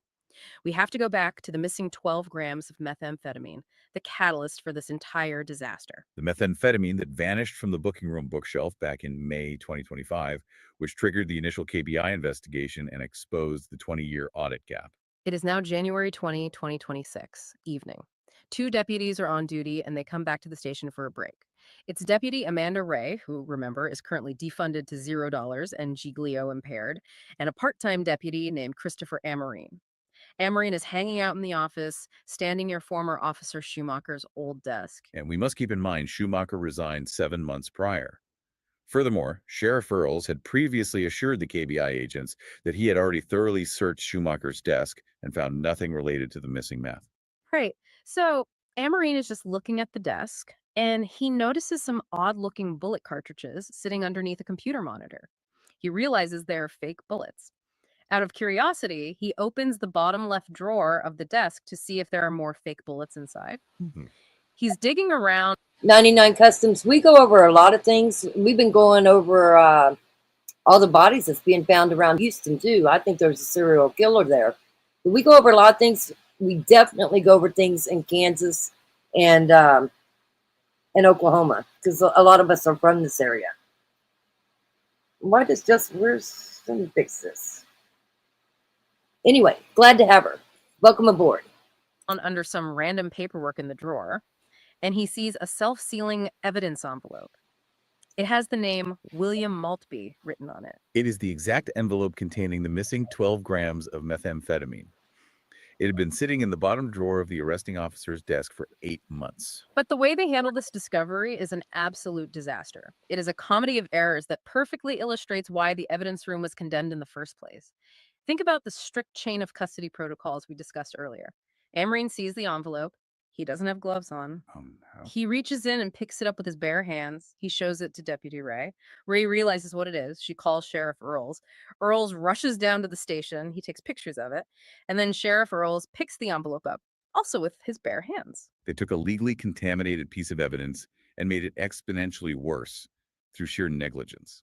The KBI comes back to Elkhart 10 days later on January 30 to collect it. Agent Unger sends the envelope to the state crime lab. The lab confirms it's the missing 11.96 grams of meth. And then the lab runs the self-sealing envelope for latent fingerprints. The results are exactly what you would expect. They find the fingerprints of former Officer Schumacher, part-time Deputy Amarine, and Sheriff Thad Earls plastered all over the envelope. If there was ever a microscopic shred of hope that this evidence could somehow be salvaged for a prosecution, that bare-handed handling by 3 different ungloved individuals in an unsecured room completely destroyed it. It is the perfect tragic metaphor for the entire crisis. Gross negligence compounding historical incompetence.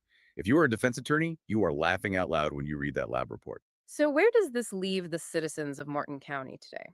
The Attorney General is currently reviewing the Quo Warranto ouster request in Topeka. The civil lawsuit over the budget is grinding its way through the district court.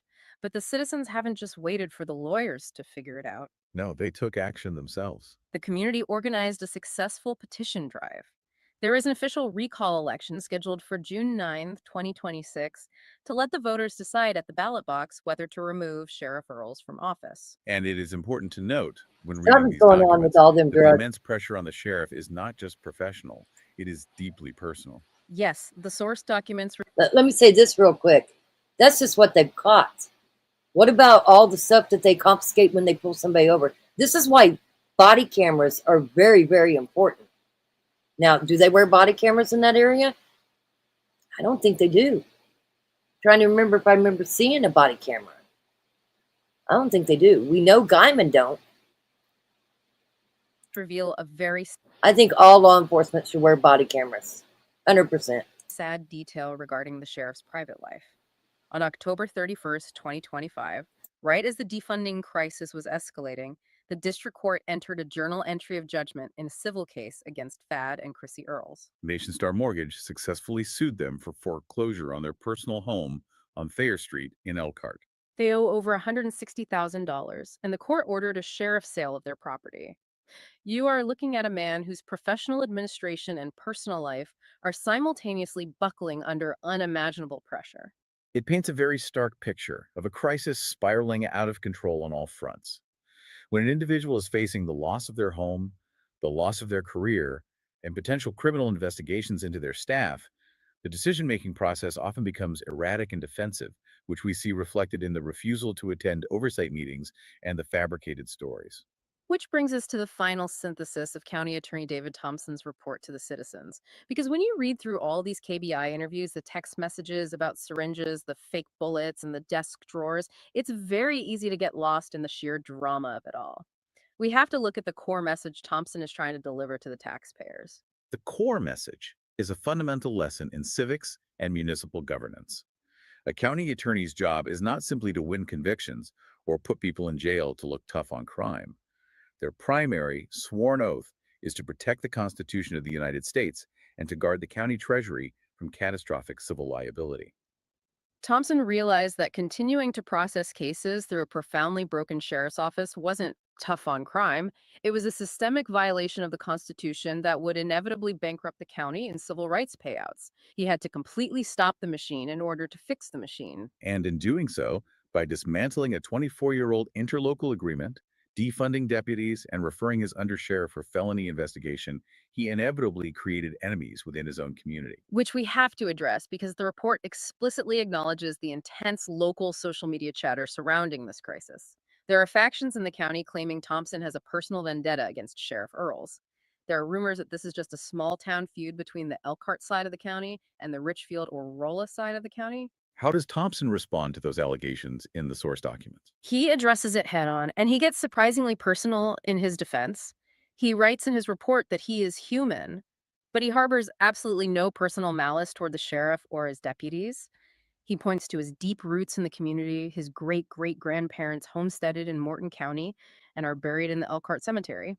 That's a strong local connection. He talks about his family's deep commitment to service, his wife of 30 years in the National Guard, his daughter serving as an Army captain, his son in the Air Force. He even mentions in the official report that he has had the phrase, "We the People," tattooed on his right forearm since 2010. He is leaning heavily on his commitment to the rule of law over interpersonal relationships. He is stating to the citizens that holding people accountable is an unavoidable side effect of his duty, even if it makes him unpopular at the local diner. Right.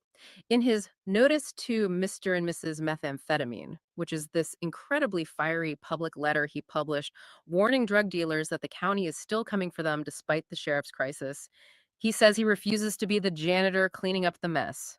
He is drawing a hard line in the sand for the survival of the community's justice system.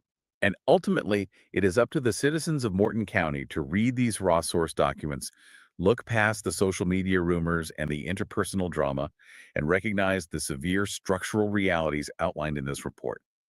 True civic awareness requires reading the fine print and understanding the mechanisms of how your government operates. It does. Thank you all for taking this deep dive with us today. If you are paying property taxes in Elkhart or driving down Thayer Street, this isn't just an abstract legal theory. This is the reality of your local government. We've thrown a lot of heavy legal concepts, Supreme Court precedents, and crazy timelines at you, but these are the facts as presented in the official documentation. It is a massive amount of information to process. It is. And I want to leave you with a chilling concept to mull over on your own. We spend so much time focusing on the big picture. We watch the Supreme Court debate grand constitutional theories in Washington. We vote for president. We argue about state laws. We assume the foundational structure of our society is sound. But maybe it isn't. But how much of our daily safety, how much of our actual constitutional freedom relies not on those grand debates, but on the simple, unglamorous assumption that the person running the local windowless evidence room down the street is actually logging the items correctly? The mundane mechanics of justice. Yes, because when that invisible trust breaks down, the entire weight of the American justice system doesn't fall apart in a dramatic courtroom monologue. It collapses quietly into a single misplaced desk drawer buried under some fake bullets. Think about that the next time you hear about a local election for sheriff or county commissioner. Thanks for listening. All right, let me remove this. That's crazy. It's crazy. At least they're trying to do something about it. Let's see here. I pulled something else.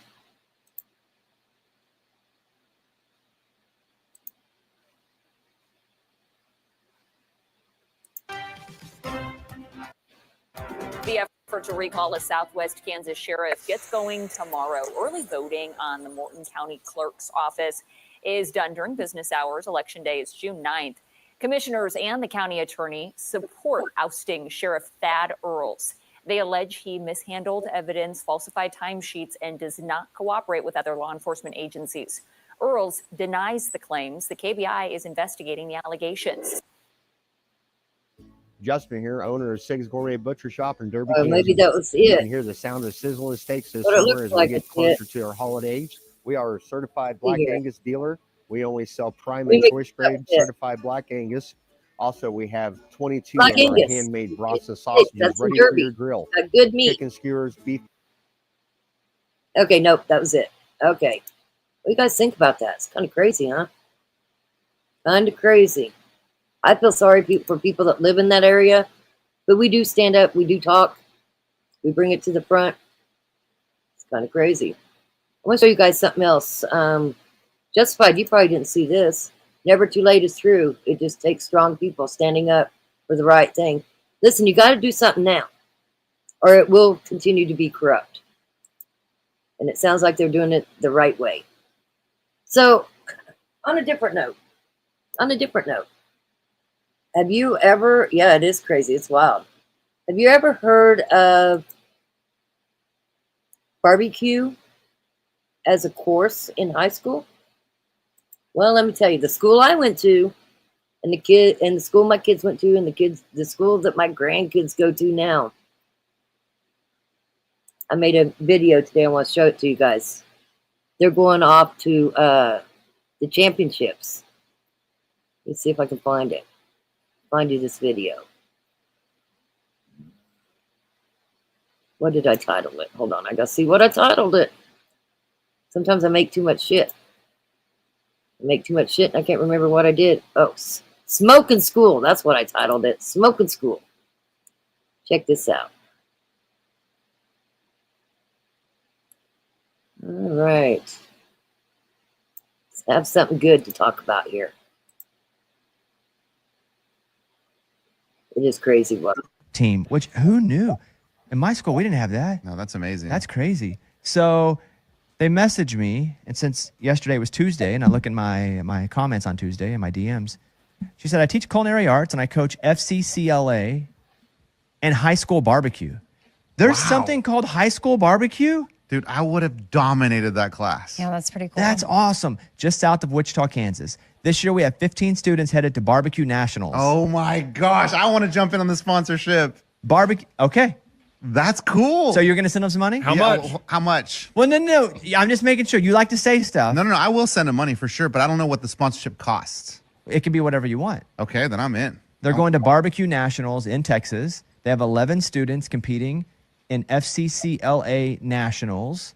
Our students have worked incredibly hard through competitions, leadership, and service projects. I wanted to see if you'd be willing to help support. And so I just said, yeah, what's your Venmo? And then I sent them some hundreds of dollars. Give me the information. I would love to support this team. This speaks to my heart. You have to go over this with your wife? How much are you giving? I don't know yet. That's up to you, dude. Maybe $100. I don't know yet. Wow. You do you. I'm shocked, mister. I never have any money for anything. Amy, this is important. These are future pit masters. Like, this is important to the world. Lunchbox, you love barbecue, right? Yeah, I'm not going to pay for him to go there, though. Smoking fire! South Wichita, stand up! Campus High School in the house! We're bringing smoke all the way to Texas tonight! Turn it up! Smoke in the air, fire in the pit. Campus barbecue team, never gonna quit. Headed to Texas, yeah, we taking that ride. South Wichita, got that hometown pride. Flip that brisket, sauce that rack. Whole team working, ain't no holding back. Boots on the ground and the speakers go boom. Campus High School, bringing heat. I love barbecue too. Friday night lights, now the smoke is glowing. Everybody outside and the music flowing. Everything up, smelling like victory. Cooking up a whole small town history. Rip slow cook, crowd yell loud. Teachers, parents, students all proud. From Wichita streets down to Texas lights. Campus barbecue team ready for the fight. Whole trailer loaded before sunrise. Dreams get bigger when the smoke clouds rise. Hard work season with a little spice. That chicken shit flavor cooking all night. Hands up high if you came to win. Whole squad rolling deep with friends. Southside strong and we came alive. Campus coast bringing Texas that fire. Smoke in the air, fire in the pit. Campus barbecue team, never gonna quit. Are you bouncing up and down? Taking that ride. South Wichita, got that hometown pride. Flip that brisket, sauce that rack. Whole team working. This is AI. I can do it with AI. Boots on the ground and the speakers go boom. Campus High School, bringing heat to the room. Turn that smoke up, let the bass line drop. Texas hear us now, campus gonna shut it down.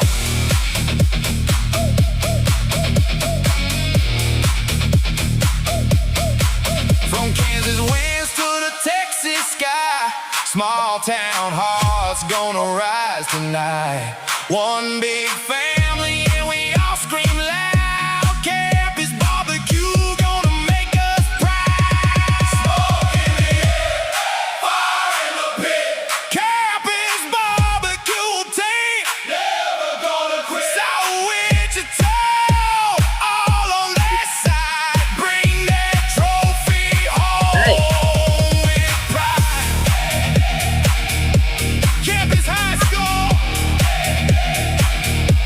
Texas Finals. Let's go!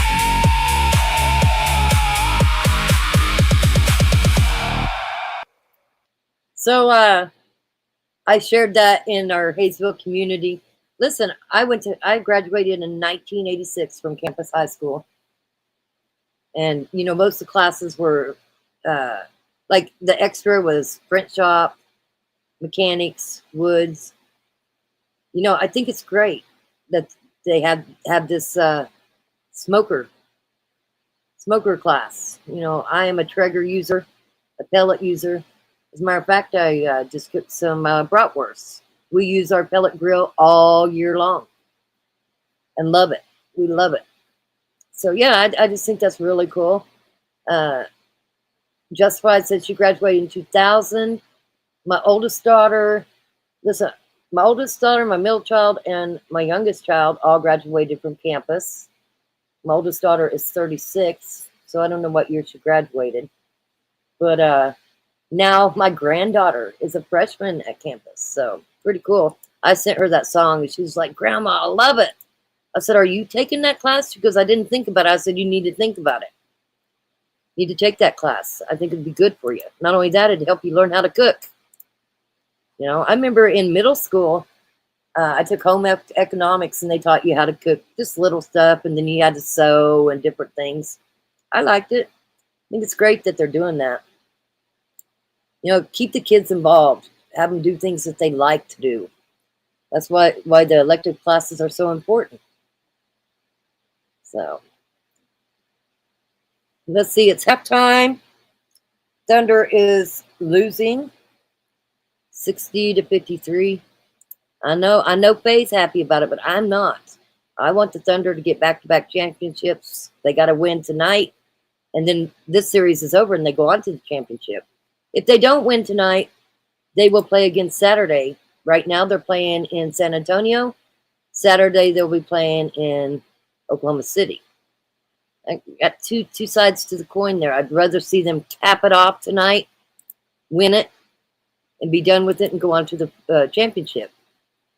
But it also makes for another game Saturday. So, you know, I'm kind of torn. But I would definitely drive to Oklahoma City, which I have many times, to go see Thunder. Let's see here. What did I name that? I don't even know what I named it. I'm so bad. I named so many things. Let's see here. Oh, Oklahoma City Thunder. Put a cap on it is what I named it. Imagine that. Put a cap on it. Let's see here. Yeah, listen, I can't carry a tune. I love music, but I can't carry a tune. This is all AI. But hey, I'm here for it. Tonight, OKC, turn them speakers up. Thunder Nation in the building. You can put a cap on it tonight. Let's go.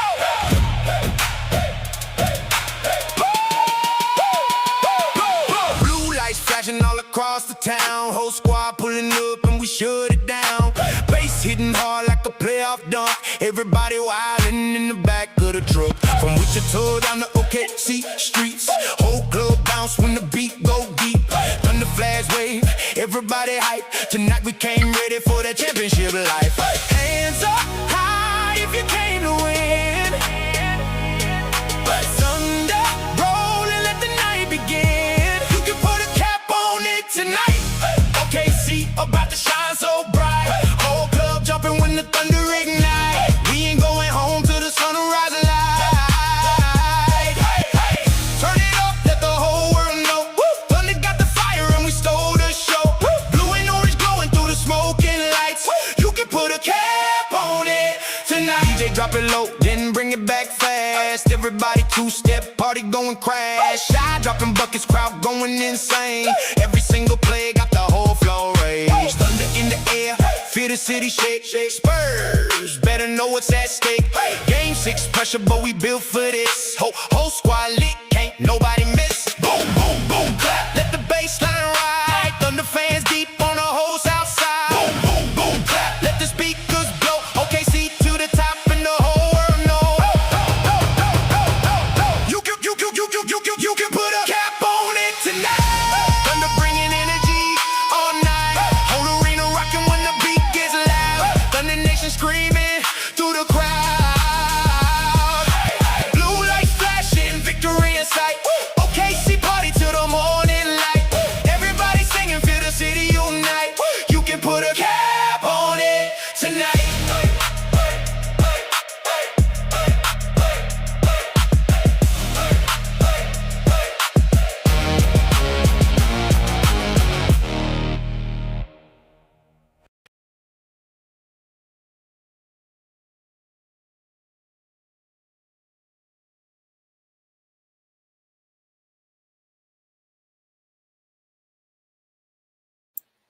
Listen, I know I like AI because I can't do it any other way, but you guys can.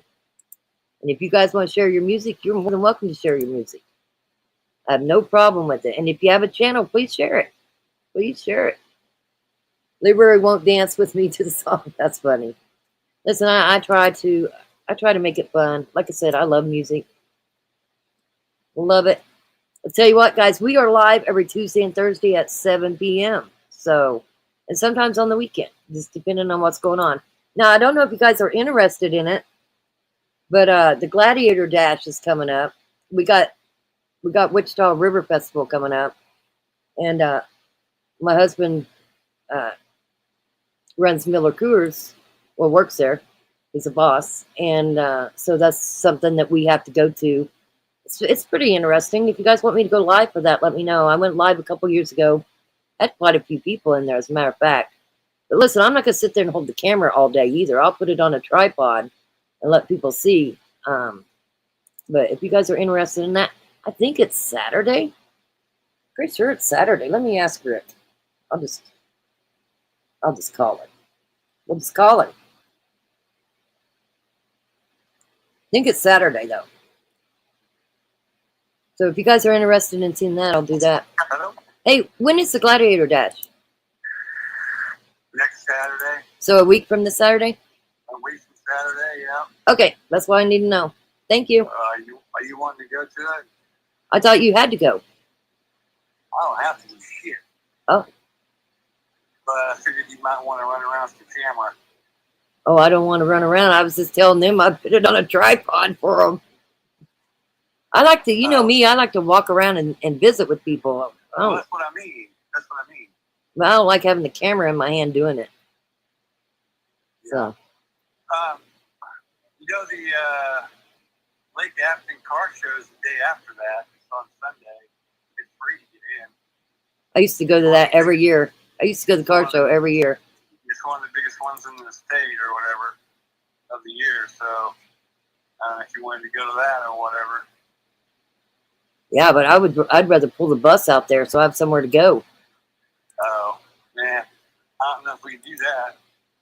Yeah, we I can. guess we could, but, Okay, well, I'm still live, so uh, we can talk about it.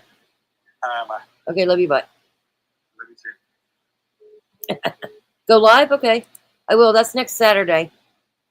Listen, we go every year, so there's no doubt in my mind. Because he has to make sure the beer's pouring, and he ends up working his ass off, and I end up just eating all the food and watching people. But they do. Let me see if I can find something showing you what the Gladiator Dash is. Let me see if I can find something. So you can kind of see what it is.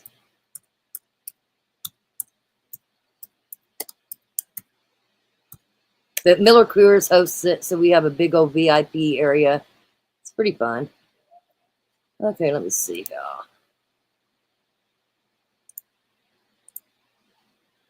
I usually know a lot of people that's doing it. Well, I'm getting older now, so I don't know how many people I'll know doing it. There's one. This is the Gladiator Dash. He's watching the game, but it's been halftime, so here's the Gladiator Dash. They go through mud and all kinds of stuff. So that's next Saturday. They also give free beer, but I'm not a drinker. But they used to be a Red Bull sponsor. And I used to bring home all the extra Red Bull. But they got THC drinks now. They got so much stuff. But yeah, I'll go live for it for you. Again, I'm not going to hold my camera the whole time. I'll put it on a tripod, though. It's going to be hot and muggy. And yeah, I don't want to sit there. And usually they dress up and like have little, what's that called, where they wear that, it's a big, let's see if I see a picture of it. A lot of these groups dress up. Now, I will tell you that one of the attorneys here, he's also a professor at Kansas Newman College, and they collect all the shoes and wash them and give them to the homeless at the end. It's pretty cool. It's pretty cool. So yeah, we'll go watch it. We'll go check it out. A tutu. A lot of times people dress up in tutus and funny outfits. Man, they're buff. Anyway, it'll be interesting. Yes, beer. Well, I wish you lived closer because it's all the free beer you want. See that big old Coors Light? He puts that up, and they have a Waymatic, which is does all the draft beer. Anyway, I sit and watch. That's what I do. I sit and watch. Oh, there it is, June 6th, 2026. All right. Well, we'll plan on doing that next Saturday. I'm not getting up as early as he does and going though. I'll go later. Anyway, that'll be pretty cool. I don't think there's anybody good at the River Festival this year. But listen, it's probably like every other town. But it's just turned to total chaos, people getting shot. And I just have no desire to go to the River Fest at all. And I'm not going to pay $16 for a corn dog when I can make one at home. So there I am with that. All right, guys. Well, I'm going to get out of here. I want to go watch the game. Appreciate you all. Faye, I will definitely see you Monday. Like I said, the coffee pot is already in the vehicle. Make that 5-hour drive on Monday. I won't be able to stay very long. I'm going to go take care of that business at the courthouse and then come see you and then head back. So we'll see. I'm not taking the bus this time. Let's see here. Do I got something? Let's see if I can show you guys the bus. Some people hasn't seen the bus. Do I got a video here where I can show you the bus? Let me go to my TikTok. I know there's one on there. I'm hoping that we can do a meet and greet. And I don't even, just so everybody can meet each other. Leave my dog alone. Okay, hold on. Let me find me. See if I can show you guys a video of the bus. The bus. Where am I? Where am I? There we go. All right. Let me just show you guys.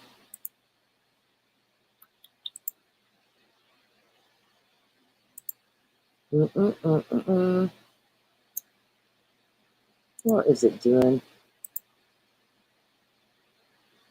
Here we go. Operator error. Operator error. Let's see here. How do I go down? Oh, there we go.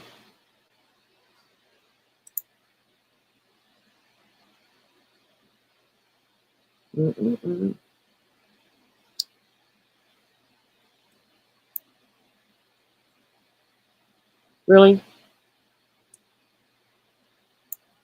Slide. Oh, you got to slide it to fit. What the hell? What kind of rinkety shit is? Oops. Is this? God. Failed kindergarten. Just kidding. Okay. Let's see.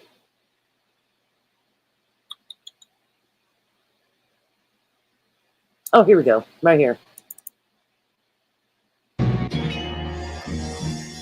I'm a country motherfucker, man. I'm straight from the sticks. I got the There's the rig, and there's with my snakes get kicks. About 67 bikers rolling up to my show to see the redneck rapper with the gangster flow. And then I chop it up fast. I do it real slow. And then I fully camoed out from my head to my toes. And now I'm looking at the crowd. And what do I see? A bunch of country motherfuckers here to party with me. So put your hands up in the air, move them up and back down. I'ma show you a little trick, but I ain't no clown. I had to make me. There you go. I need to order that toilet. It's got 2 toilets, but the middle toilet is broke, and I got to order it so that Rick can get it put in. Let's see here. Look forward to it. Good night, girly girl. I love you too. Absolutely. This weekend, if you're in Kansas, they have the veterans out at, it's all weekend, the veterans thing out at El Dorado Lake. Rita's husband runs that. I thought about going, but I ain't got that toilet replaced yet, so I might just drive out there and hang out. Hey, Anthony, good to see you. As always, much love. You like to cut up and have fun? Yeah. I usually drop the link, too, and anybody can come up. But tonight I didn't drop the link because I wanted to go over this Morton County stuff. And I don't have to pay for a button. I mean, Miller Coors sponsors all the beer gardens, so if I wanted to go, I just don't. Listen, I'm older. I don't even want to deal with, yeah, you're big broke. It's all right. I just don't want to deal with these crowds and the drama. Listen, I'm 58 years old. I just want to kick back and watch. I am a people watcher, though. I love to watch people. That's one of my favorite pastimes, is watching people. All right, kiddos. We will see everybody Tuesday at 7. Please come back. Enjoy having everybody. And I don't think I'll go live at all this weekend. But if I do, you'll get it. Make sure you subscribe. Not that I care about subscriptions, but subscribe so that if I do go live, you'll get it. Yeah, we're glad you stopped by too. Absolutely. Absolutely. Love louder. You know, that's our big thing here. Love everybody. Love louder. Let's get our families back to having reunions. Start accepting our own families. And just enjoying ourselves. Let's get back to the old days where things were good. We got to start somewhere. Got to start somewhere. We got to start forgiving. And just pass it forward. Listen, half the people don't even know who their neighbors are. Help your neighbor. Look back to your childhood and the things that you remember that was good. Try to re-implement that. Got the bell on. There you go. Okay, we've got a Thursday night. I made a song earlier for Thursday night, but I played the Morton County thing. So I'm going to play this and then we're out of here. Again, much love to everybody. Hope everybody comes back. Let's see here. Today's the 28th. Yep, this is it. Much love, guys.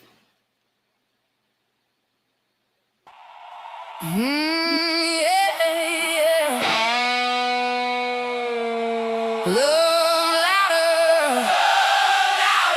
Thursday Night Live. Yeah. Yeah. Yeah. Thursday Night Lights, everybody pulling in. Country boys, good vibes, let the party begin. Boots on the dance floor, hands up high. Small town hearts underneath these neon skies. Grandma's laughing, kids running wild. Every single soul got a reason to smile. No drama here, just a family crowd. Singing one thing, and we sing it loud. We ain't here to fight, we ain't here to judge. We just came together showing everybody love. Love one another, love louder tonight. Turn the pain to a fire, let it shine so bright. From Wichita nights to them back road towns, we lift each other up, never let them down. Hands in the air, let the whole world hear. The Rock family bringing good vibes. I agree with you, baby. Yeah, we laugh, yeah, we dance, yeah, we sing out proud. Love one another and love louder now. DJ, turn it up, let the speakers bang. Everybody two-stepping while the guitar sing. Sweet tea, bonfire, stars in the sky. Whole crowd jumping when the beat drops high. Ain't about money, ain't about fame. It's about good people knowing everybody's name. If your heart feels it, come stand in this line. Tonight your family and you're gonna be fine. We ain't here to hate, we ain't here for that. Just country soul and a beat that slaps. Love one another, love louder tonight. Turn the pain to a fire, let it shine so bright. From Wichita nights to them back road towns, we lift each other up, never let them down. Hands in the air, let the whole world hear. The Rock family bringing good vibes here. Yeah, we laugh, yeah, we dance, yeah, we sing out proud. Love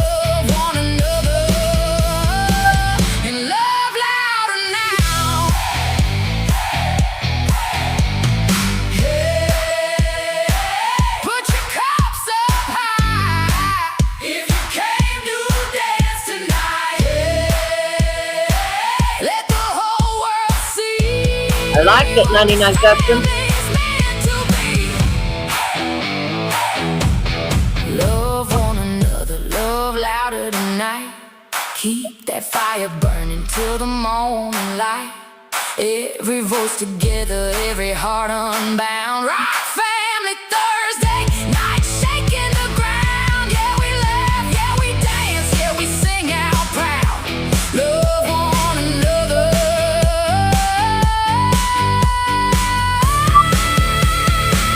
And love louder now. Love louder now.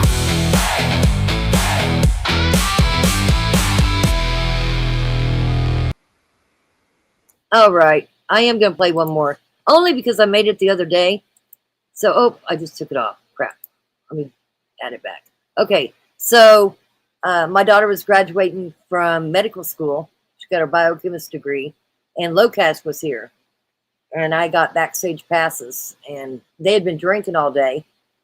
But, you know, I have my Colorado med license, so we did a little more than drinking. And they were an hour and a half late. We were on the bus. They were an hour and a half late for the show. But this is Locast, and then I made a song after it.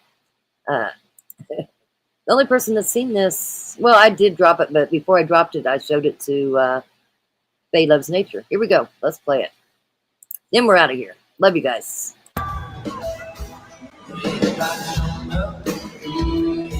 Like a hotel. Got a parking lot full of trucks. Oh, so alone, I'm in a party crowd. It's only in the street is the thing. If this place is already lit, everything outside of the roll up tonight. This is one that I'm gonna miss. Feels like a party. Feels like a damn good time to leave.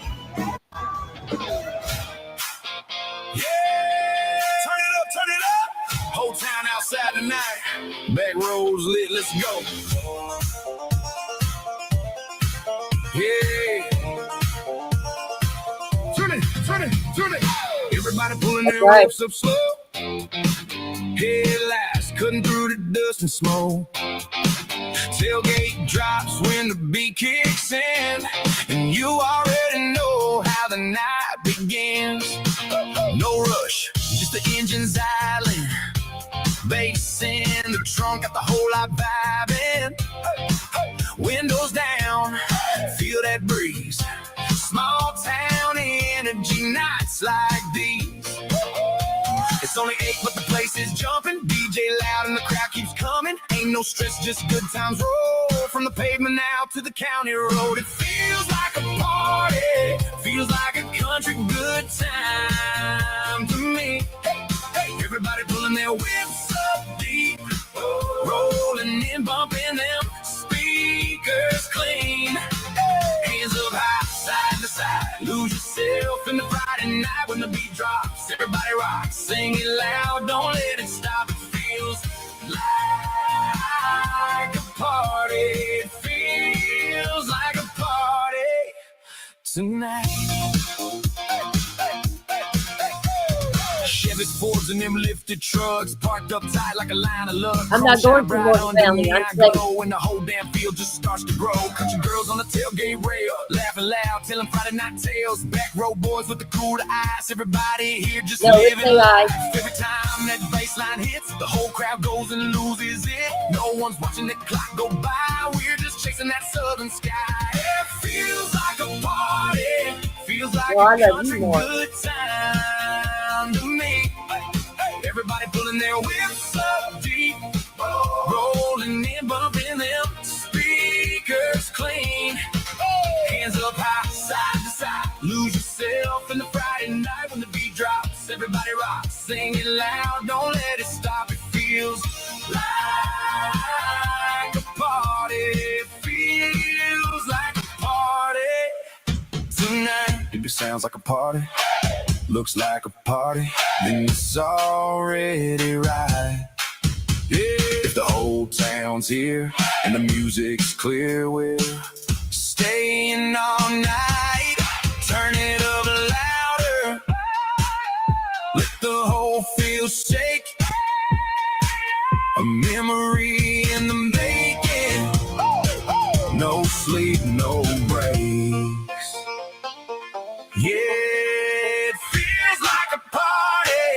feels like the best damn night around.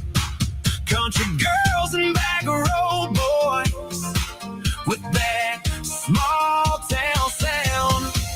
Hands up high, side to side, underneath them Friday night lights. From the tailgate glow to the open road, we're letting the good times roll. Yeah, it feels like a party. It feels like a party tonight. Pulling up, everybody showing up, yeah, yeah.